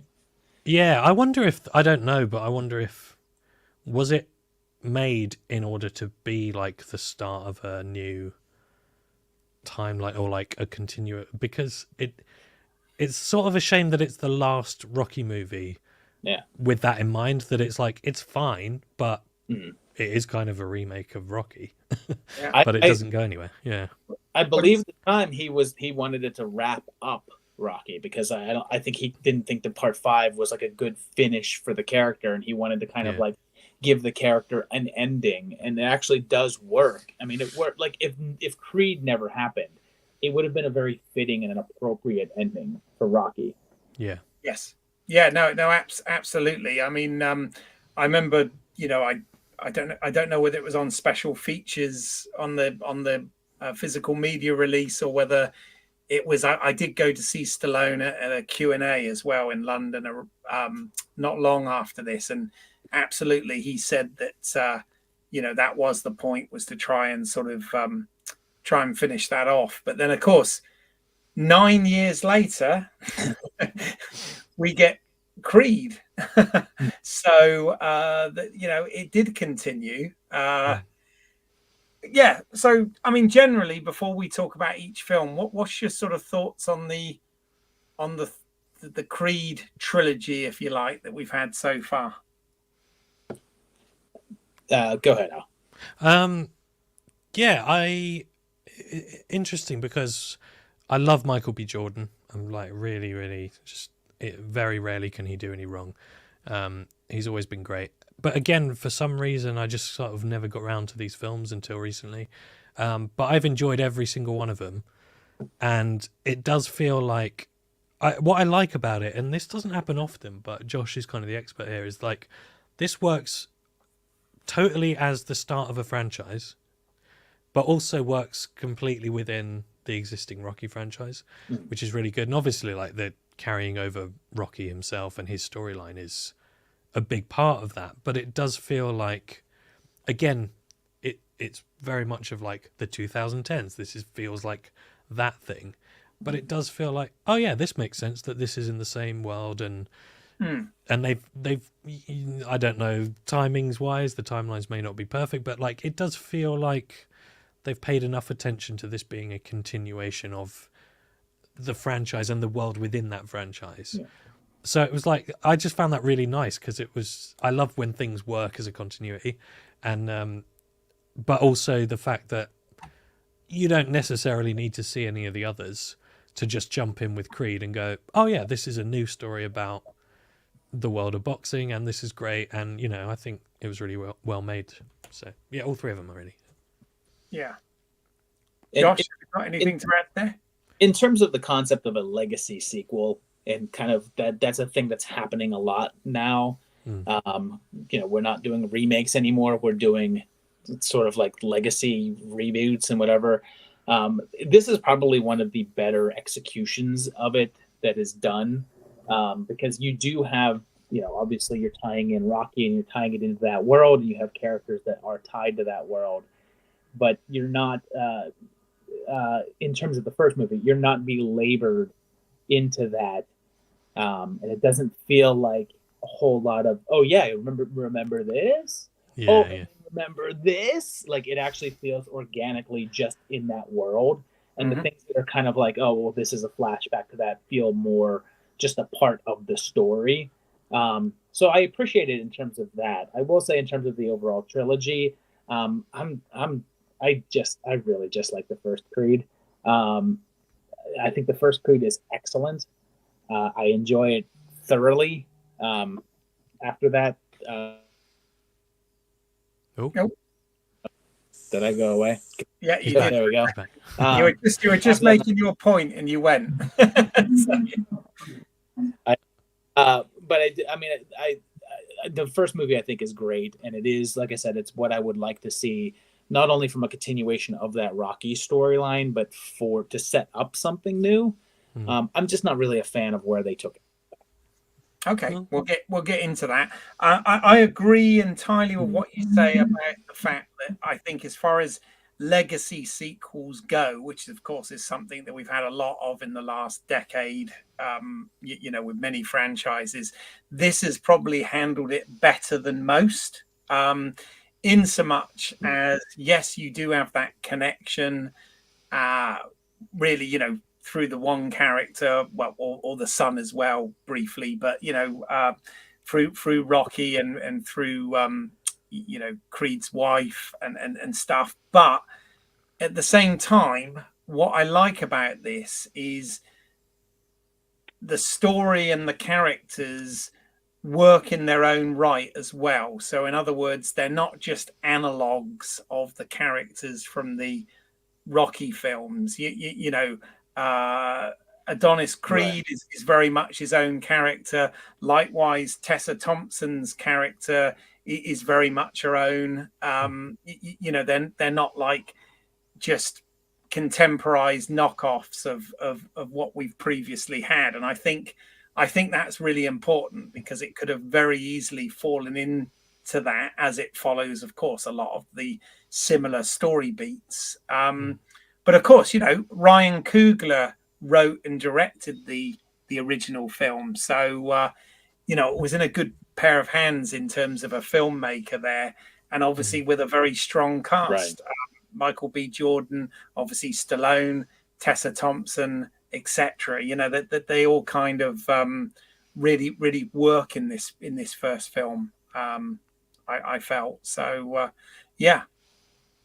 What, Josh? What do you think it is about 2 and 3 that drops off harshly? Because, like, I asked just out of interest, because I felt like the 3 of them were the most consistent, like 3 films in a row of a lot of franchises. For me, I was like, but I may have missed something. Yeah, I don't know. It felt like, oh no, these feel like they're all of a certain weight. Well, for me, it just comes down to characters and motivation. Number one, it's like you have your when I go back to the Rocky movies, the reason why I feel like Rocky as a character is interesting, and the reason, because again, I don't care about sports. So if you give me a character as just like a successful sports star that has the world, they're rich, they're famous, they've got this massive house, they've got everything they've ever wanted, they're doing great, and he just has to go fight somebody. Well, what can he lose if he fights the person and loses? He won't be the champion anymore. Oh, does he lose his house and his family? No. Does he lose, does he lose his daughter or anything like that? No. Well, what happens if he loses the fight? He's not the champion anymore. Okay, I don't care if he's not the champion anymore. And like the first Creed movie, with him coming up and just trying to live up to his dad, and again, sort of live up to that whole, like, I can be a fighter and everyone doesn't really respect me because I'm just not, no one even really considers me my dad's son. Like, that has character bit. And then once he has it all in the second movie, he's insanely famous. He's popular. He's a champion. Everybody loves him. Same thing with the third movie. Everybody loves him. What can he lose if he doesn't fight this guy? His pride. And I don't care about his pride. I don't care. I think it's fair, but I think what I did like about them is that, especially with Creed 2, that it was looking back and saying, well, this guy's dad killed his dad, and all of that champion stuff was almost like, because I don't feel like Adonis cares that much about being the champion in 2, certainly, maybe more so in 3. In 2, it feels like, well, this guy's dad killed my dad, so there's this kind of weird Shakespearean thing that has to happen, and it's slightly ridiculous and it's not particularly realistic. But I kind of like went, oh no, that's good enough for me. That's the reason. That's the stakes to me. Yeah, I mean, sorry. Oh, sorry. Go ahead. No, go ahead, because you were gonna. Well, that was part of it for me as well too, because like, that's the same thing. It's just like what is the stakes of, in my mind, again, because again, I not that I think that these were bad movies. It's just the fact that I just didn't care, and it like so this guy's dad boxed your dad and accidentally or possibly purposely killed him. I don't know, but now I have to fight you, his son. And I need to fight you and beat you up to prove what?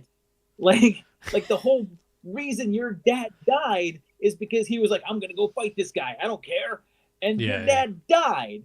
So it's like I almost feel like it would have been more of a lesson to be like, no, that type of cockiness and bravado is what got my dad killed. And I'm gonna step back from that and be like, I don't need to do this like my dad did. Because I'm not going to go down that same route and end up dead. From a character standpoint, that I would have been more invested in that. And in terms of what I look for in a movie, like I just wasn't hooked in by that. It didn't make me care about the character, and that's really what I'd look. Because again, I'm not that into a sports movie, so I need to care about the characters in order to be pulled into that. Yeah, I mean, one of the things I did with the second film, which let's be honest, it's kind of doing two things, because it's a sequel to Creed, obviously, but it's also kind of a sequel to Rocky 4 as well. Yeah, and I have to say, one of the things that I really thought at the time, and I was pleasantly surprised by, is the scene that Dolph Lundgren has with Sylvester Stallone in that. I thought to myself, my God, Dolph Lundgren is actually a good actor. You know, that is literally I was amazed of how great he was, because obviously he'd cropped up more recently in things like Aquaman and whatever, hasn't he, in more recent years. And but when I saw him in that and they had that scene together, and I just sort of thought it was one of those things. Talk about this quite a lot when I'm talking about Star Trek and stuff. But you know how sometimes something will almost retroactively make what came before better. I sort of feel personally that Creed 2 retroactively makes Rocky 4 better. Certainly gives it more weight in the real world, I think, definitely. Yeah. I think that's probably what I was trying to get at as well, is that I appreciated that kind of, again, Shakespearean father and son, and that carries over into the Rocky and his kid storyline of them coming back together at the end, which absolutely had me weeping as well.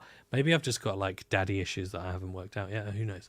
But it just seemed like I completely 100% agree with Josh. Like, a more interesting thing for a real character to do would be like, do you know what, maybe punching people is not the answer to this.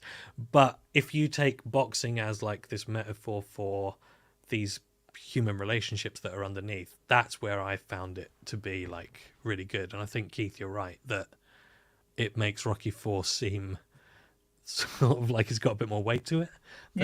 Well, especially even if you watch the the director's cut, the Rocky versus Drago director's cut, because Stallone is much more generous now as an older guy with what he did in the edit for Dolph Lundgren. There's actually more character in that version as well, and it kind of almost works with what they did with Creed 2 here. In fact, it looks like friendly neighbor Uncle Pete kind of agrees with me, because I enjoyed Creed 2 more than Creed. Well, I wouldn't go that far, but I enjoyed Creed 2 more than Creed. I like how you had more story about Drago, and I loved his character development. So that was part of my beef, though, because I feel as if they really wanted to start to give Drago some character, but then they just never really got that into it. It's sort of like they touched on it a little bit, but then kind of, it's almost like as if they were afraid to humanize the villain too much.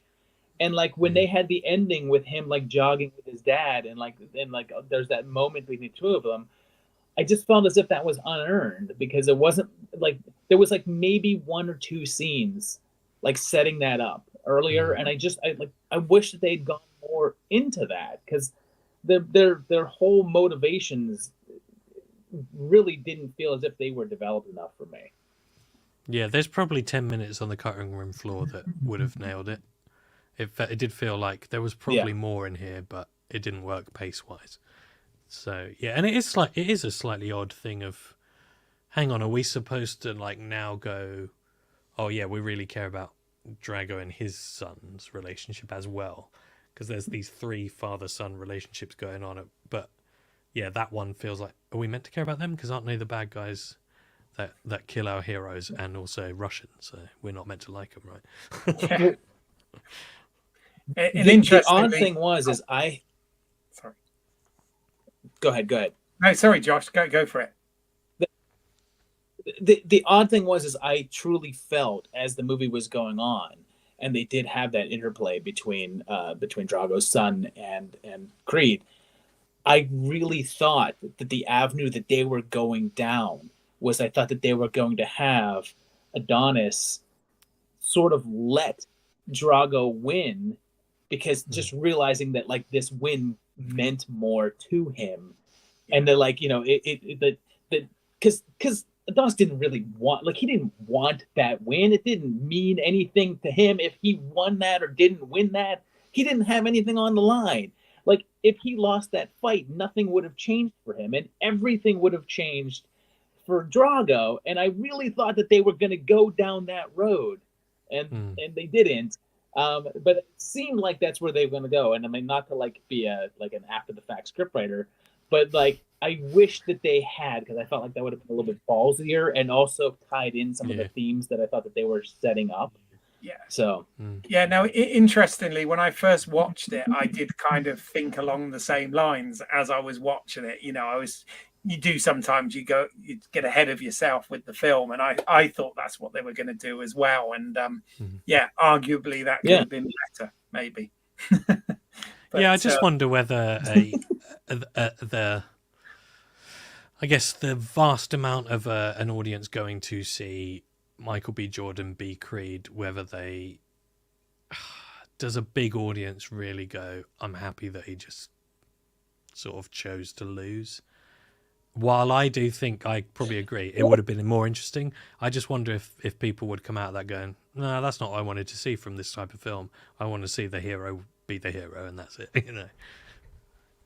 But again, it would have been bolder. He didn't win in the first Creed either, and people were. I mean, that movie was. That's true. People loved that, and so I think. I mean, yes, I think that the mass public audience, yes, wants to see him win. But I feel as if the first Creed movie, and especially the Rocky franchise, has really excelled. Maybe not been as financially successful, but I think it's artistically excelled when it said that, like, look, we're not afraid to let our hero lose when the script and the storyline benefits from him losing. And I just feel as if they didn't carry through with that here. Yeah. Mm-hmm. No, fair enough. Interestingly, I think actually Bridget Nielsen ends up in this more than she probably does the director's cut of Rocky IV as well. Oh, she really did get cut out of that, you know. One like final thing I would say about Creed 2 is that a lot of times in this franchise there were little moments where I would like tear up because it's emotional. The end of Creed 2, I was full on weeping. So and I love a film that's going to make me cry. So from that perspective, it was it was a super favorite for me watching. So I was like, oh yeah, it was a big one at the end. I felt like it had some of the biggest sort of emotional stakes. Yeah. For these, yeah. Yeah, I remember being quite moved at the time I saw it, but yeah, I mean, certainly as far as the Creed films go, the one that's freshest in my mind, obviously, is Creed 3. as we watch that, I mean, we're a little bit late in kind of doing this live stream simply because I think you're in the same boat as me, Josh. I was trying to actually get myself to the cinema to see the third film, and life got in the way. But the way I looked at it is, it's still on at the theaters at the moment. It's going to be out on streaming in the coming months, no doubt. So it wasn't too late to do this sort of retrospective on it. But yeah. But I have it if anybody wants to. Oh. Right. Yes. Okay. Let's not advertise that fact. but no. I mean, I really enjoyed Creed 3. I'm not going to lie. I know it kind of, it has some mirrors to, one could argue, maybe like Rocky 3 in places, but I liked. I don't know. I like the. It's not that I haven't got issues with it. I will come on to those later. I'm sure we'll get into that. But I thought Jonathan Majors was an interesting addition to this, and I did kind of like the story that went down between them. And I also thought that the young actors that they got to play the 15 and 18-year-old versions of them respectively really kind of nailed it. But I just, my only criticism was I didn't see why they took so long to do the flashbacks. They sort of sprinkled that throughout the whole narrative, where I often wonder whether it would have actually just worked better as the sort of teaser to the film. But I don't know. What do you guys think? Yeah, I hadn't considered that, putting that all up front instead. That's quite interesting. Go on, Josh. I'm thinking. Well, it wasn't surprising. I mean, the backstory. That was. I mean, the backstory. Yeah, no, and the backstory element of this is actually one of, I feel like, the biggest missed opportunities of this movie. But I'll come back to that in a bit. Yeah, I didn't dislike it. It's tricky now because Jonathan Majors turns out might not be such a good guy this week. But I did think he was a good guy. Separate the art from the artist. You know what I mean? Yeah, but it's hard to be. It's so fresh, literally like a couple of days ago, that it's like, oh yeah, now is it even okay to think he was good? But I did think he was really good, and I thought as an actor and not as a person, but allegedly. But I did think that that story of like dipping into another part of Adonis Creed's past, because him being in the original story in itself was a little bit of a leap of faith, because you're like, sorry, how is he related again? There was a little bit of like, we've got to work out how he was related, but we didn't know anything about him. But then this kind of filling in his later teen years, I thought actually fit within that really well. That we're 3 movies into Creed, and we're kind of still, there's stuff to learn about where he's come from and like his difficult growing up and all of that stuff. So I kind of loved all of that. I think it was, when you think about like, this is a debut film for a director, it's good work. It's definitely good work from Michael B. Jordan, and like he's clearly put so much into it. And I kind of love there must have been a good little marketing meeting where they went, oh, we should get Michael to actually direct one. Then it'll be like, Sylvester, and it'll be a whole thing there. And I think he did a good job. I think it fits within, again, the Creed and the Rocky franchise. It has little stylistic flares that the other two of these didn't, which I think he's kind of, it's not just, right, I'll just copy what Ryan Coogler's done and continue it. There were little kind of moments where you go, oh, this is a guy finding his sort of style and voice and stuff. Yeah, and again, as well, it was the first one I'd seen on the big screen. I think there were two of us in the whole screen, which was great because I hate when there's lots of people there. And it was big. It was like the extreme screen, so it was double huge screen and Dolby Atmos. And it was like, oh, yeah, this is how I wish I'd seen all of them, because it was an awful lot of fun and very exhilarating to be overwhelmed by it all. Yeah. Now, I mean, apparently Michael B. Jordan is a big fan of anime. Yes. So he tried to use some anime influences in the way that he actually shot and designed some of this. And, it did make a nice change, because we've seen the sort of, hyper realistic, fights in, well, not just the Rocky franchise, but lots of films with boxing and Raging Bull, you name it, right? So the fact that they went a bit more, I guess, stylized with this and did something a bit different, I've got to applaud him for that, for sure. But yeah, I quite enjoyed it. I will point out that I thought that the whole, again, trying to avoid some spoilers, because I know that this movie's fresh, so I don't want to spoil if viewers haven't seen it, so I don't want to give away the ending or anything. But spoilers, the movie ends with a boxing match. And in that boxing match, the stylized like fantasy elements of the fight that they kind of go to yanked me out of the movie so hard. And just completely took me, like, I was so taken aback. I'm like, what is this? What? And it seemed so out of place in this franchise that it felt like I was watching a Transformers movie where suddenly it was like them sitting around a table drinking tea and having a discussion about like fine cinema.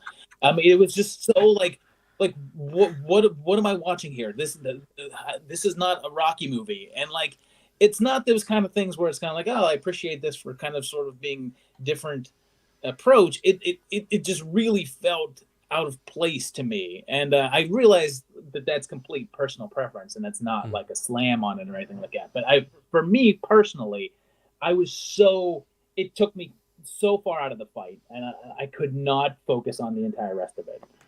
I think with stuff like that, you're right. It's like such a personal thing. If it takes you out of it, it hasn't worked for you as an audience member. For me, it didn't take me out because I think partly because I don't have this childhood history with this franchise. So it's like for me, I watched all of them in the space of, I think it was 8 days, and so it's like, well, nothing is sacred in these franchises. They could do whatever they want. So for me it was like, oh, they're doing this one. So for me it didn't feel out of place, but I can absolutely, like, if you've gone, well, no, this is not what we do in Rocky movies. But I would sort of say that I think it's more and more these days, it's very hard to know which way to take it, because I think you can just we've had this blazing row on this show before about Halloween Ends, right? And I'm not going to cover that a lot, but like I had this conversation with a friend of mine that saw it and wasn't too keen on it, and it was like, they had a formula, why didn't they just not do the formula? And it's like, well, because maybe a filmmaker goes, what's the point of doing the same thing again?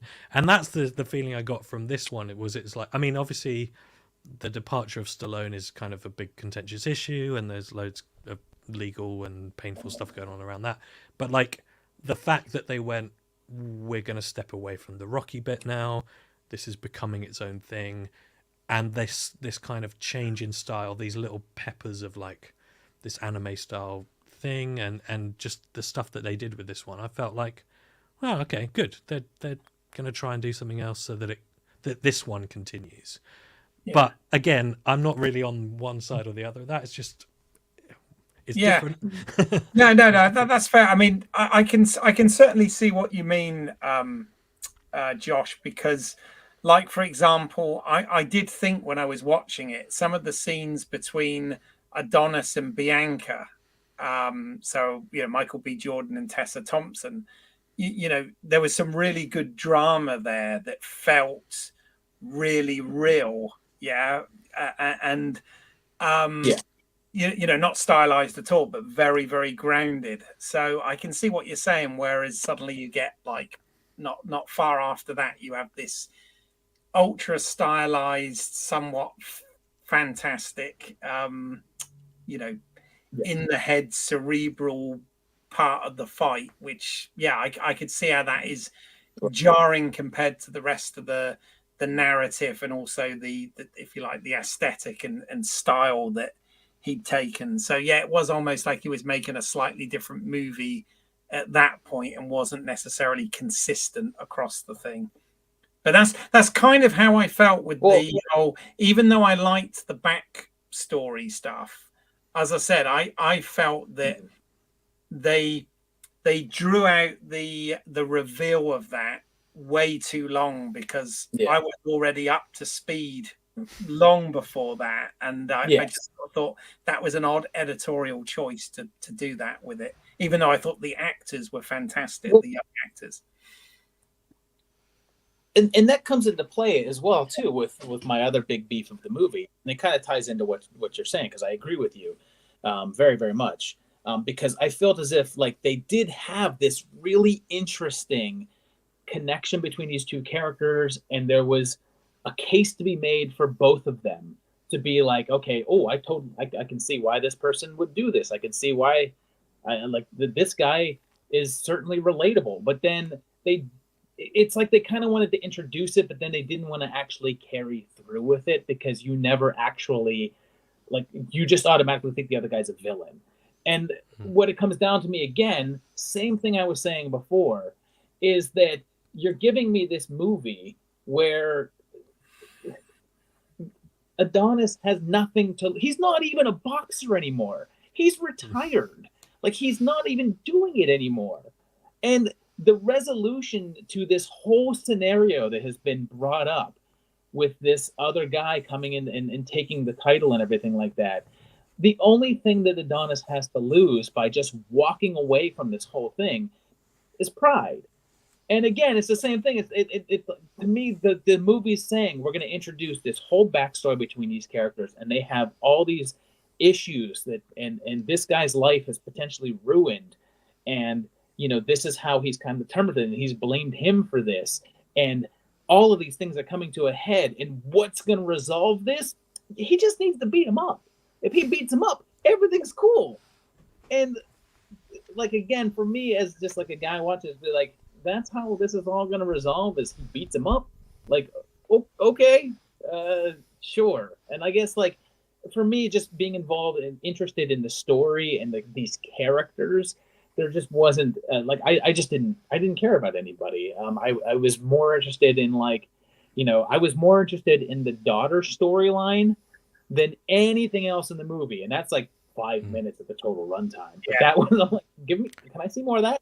I'd like more of that, please. I strongly suspect Creed 4 is going in that direction, though. Yeah, I was going to say, I'm really glad you brought that up, because I did think some of the best acting and directing in the whole film was the relationship with him and his daughter, which obviously most of which is signed. And I just I thought that was really nuanced and nicely handled. But yes, I agree now with what you're saying. It was almost, at the end, it felt a bit telegraphed, like, oh, are they setting this up to be Creed 4 is going to be Creed's daughter?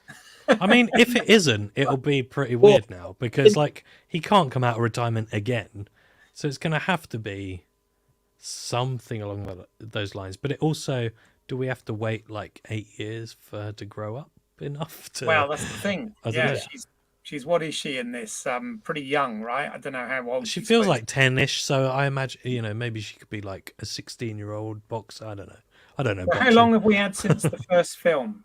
Because they meet in the first film, don't they? And when was that? Well, that's 2015. 15. So yeah, Yeah, she's Yeah. 8 to 10ish. Yeah. 8 to 10. Yeah. Cool. That's kind of what. So I sorry. think she's supposed to. Sorry. Carry I on. think she's supposed to be 6. Okay. I think she's supposed to be 6 in Creed 3. So Right. Interesting. is what I think. There are. Can I just throw in one other thing? Yeah. Other thing, really quickly, just to because it ties into what you're saying right there, because you were talking about Tessa Thompson and her acting and everything like that. Is I can you just imagine being Tessa Thompson and then being like, we want to make another Creed movie, and her going like, okay, yeah, how much does it pay? It pays this. Okay, yeah, I'm gonna do it for that. What's my character? Well, you remember how in the last one you were a singer and you didn't want him to fight, but he did. Oh, okay. And then in the one after that, you were a singer and you didn't want him to fight, but he did anyway. In this one, you're a singer and you don't want him to fight, but guess what? He does. And it's like that's her whole role in the movie is, I don't think you should fight. What about our family? What about me? What about our family? I'm gonna fight. Well, you do what you got to do, baby. Yeah. Every single time. That's her lines. It doesn't really fly in 2023, and I think that's the thing, is it felt of the time and therefore sort of appropriate when it was Adrian doing it, and now it's like, yeah.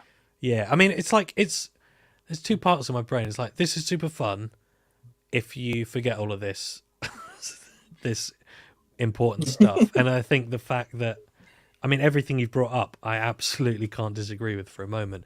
But at the same time, if you can just like go, I'll forget all that, just enjoy it for a bit, then it's enjoyable. But at the same time, like, I completely agree.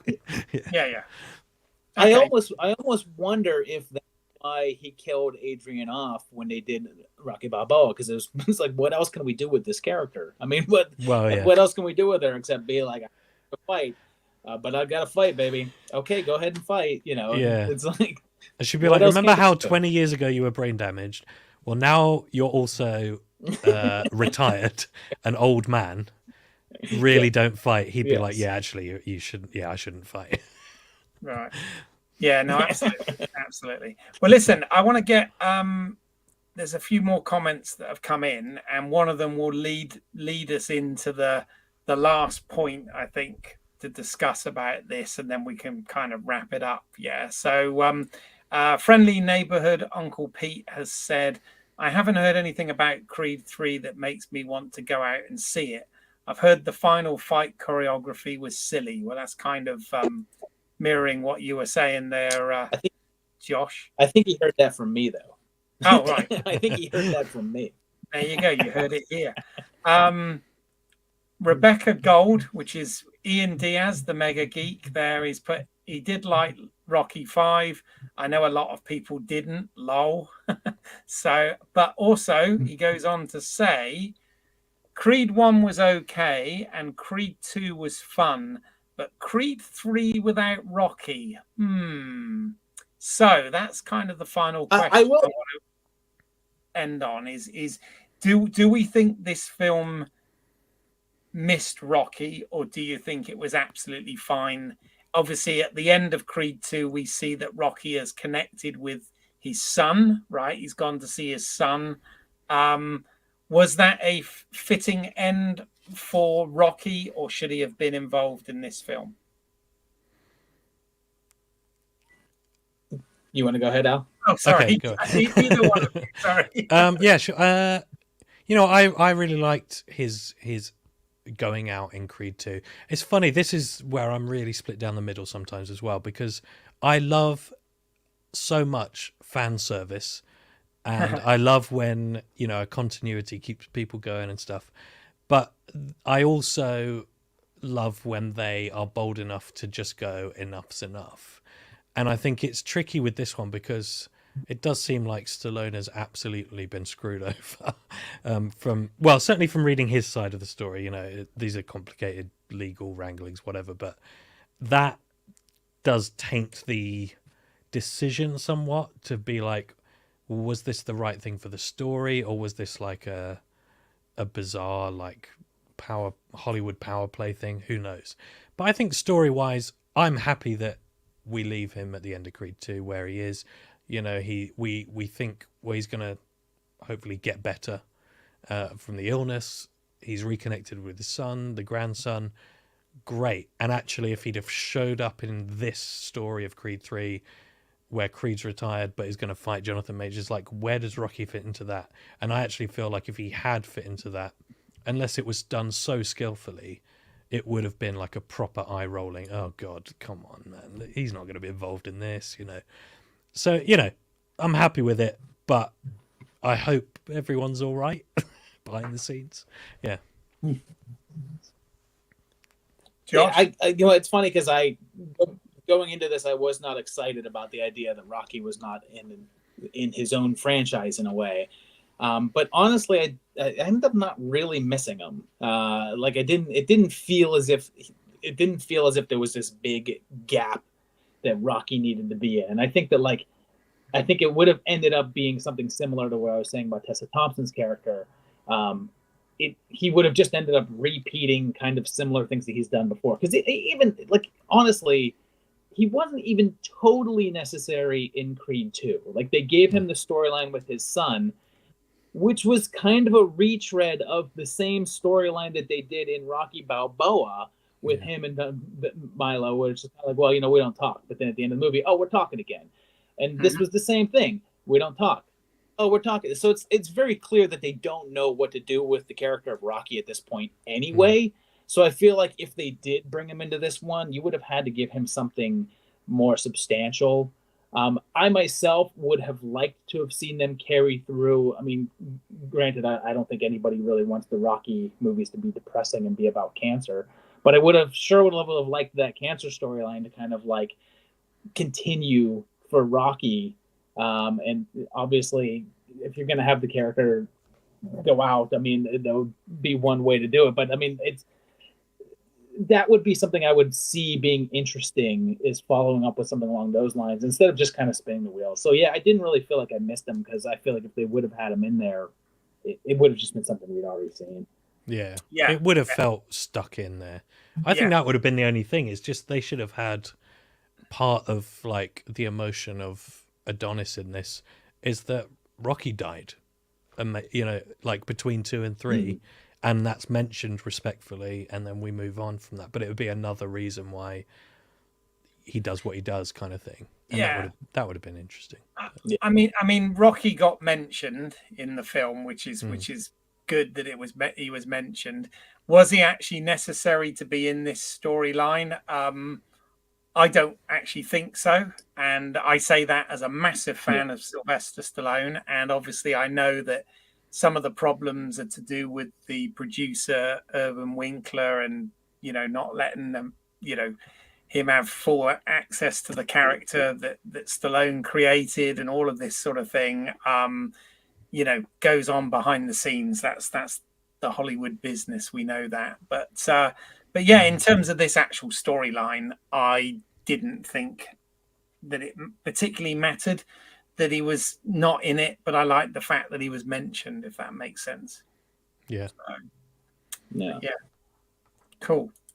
Okay. Well, have any of you guys got... I realise we've run longer than a Rocky movie. Have you guys got anything to add? I want to add that everyone should be buying Josh's book.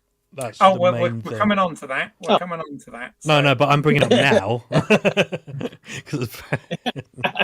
Yeah, he was a double mention. Yeah. There you go. Everyone buy that book. So okay, Josh, the perfect setup from Al for you to go into the book, and got a picture of you there from your signing and stuff. But nice. Tell us all about it. Well, so you know what? It's a while ago now, because the book process takes a while.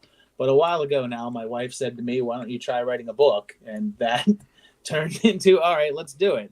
So here we are, like about a year and a half later, and their Timelines of Terror is now a real thing. It's very interesting because I do videos. It's a very different thing to actually have like a physical something that people have in their hands. And yeah, it's basically it's 6 chapters. Each one goes into a different franchise. Al, there's a Halloween chapter in there for you. And it goes into the continuity of the franchise, the timeline of the franchise. I dip into what an interesting aspect for me is how each writer approaches the next franchise.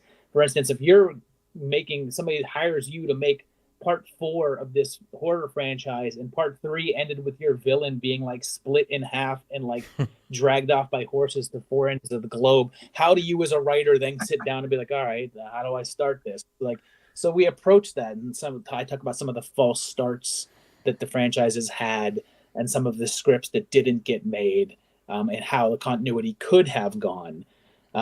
So that gets all dipped into in the book, and it's available. And I know for you guys on that side of the pond, it is available. You can get it on Amazon. On Amazon, what is it? Amazon.uk? Is that what it is? .co.uk, yeah. .co.uk. Okay. Yeah. But you can also get it if you don't want to support Amazon.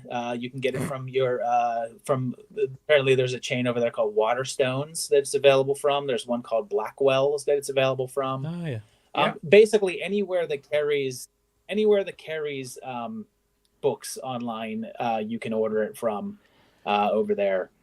So it is widely available. In the United States, you can get it at I was going to say, like, you can get it at. Sorry, go on. Go ahead, I was just going to say for UK, if there is people watching from UK, it is on Amazon, but I think they send it from the US because it takes like 3 weeks or something.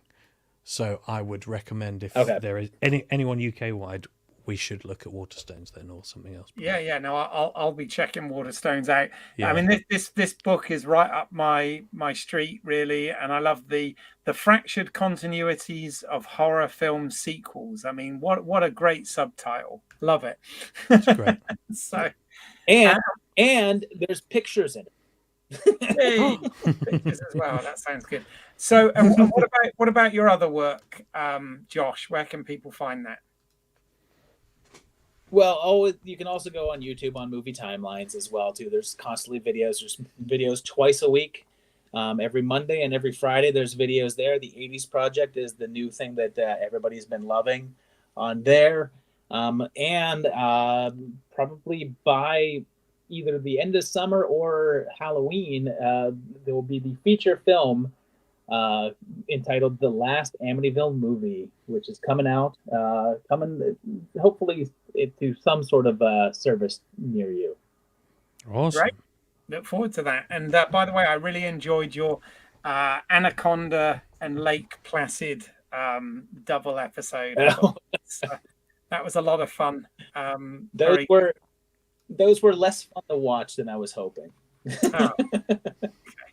Well, I enjoyed it. Okay, so Al, what about the videos were fun. The videos were fun. Fair enough. What about you, Al? Oh, the usual. As you've got on the screen there, I've made a lot of short films over the years. There's a lot on there. I'm currently in development on 2 different features. One is a slasher movie, and another is, shall we say, a road trip drama about dying, which is delicious. But yeah, that's sort of like what I'm working on a lot at the moment. But yeah, I mean, you can check that stuff out there. I have a very sporadic podcast wherever you get podcasts called Random Conversations About Movies, which I have not done that many of this year, but there will be more.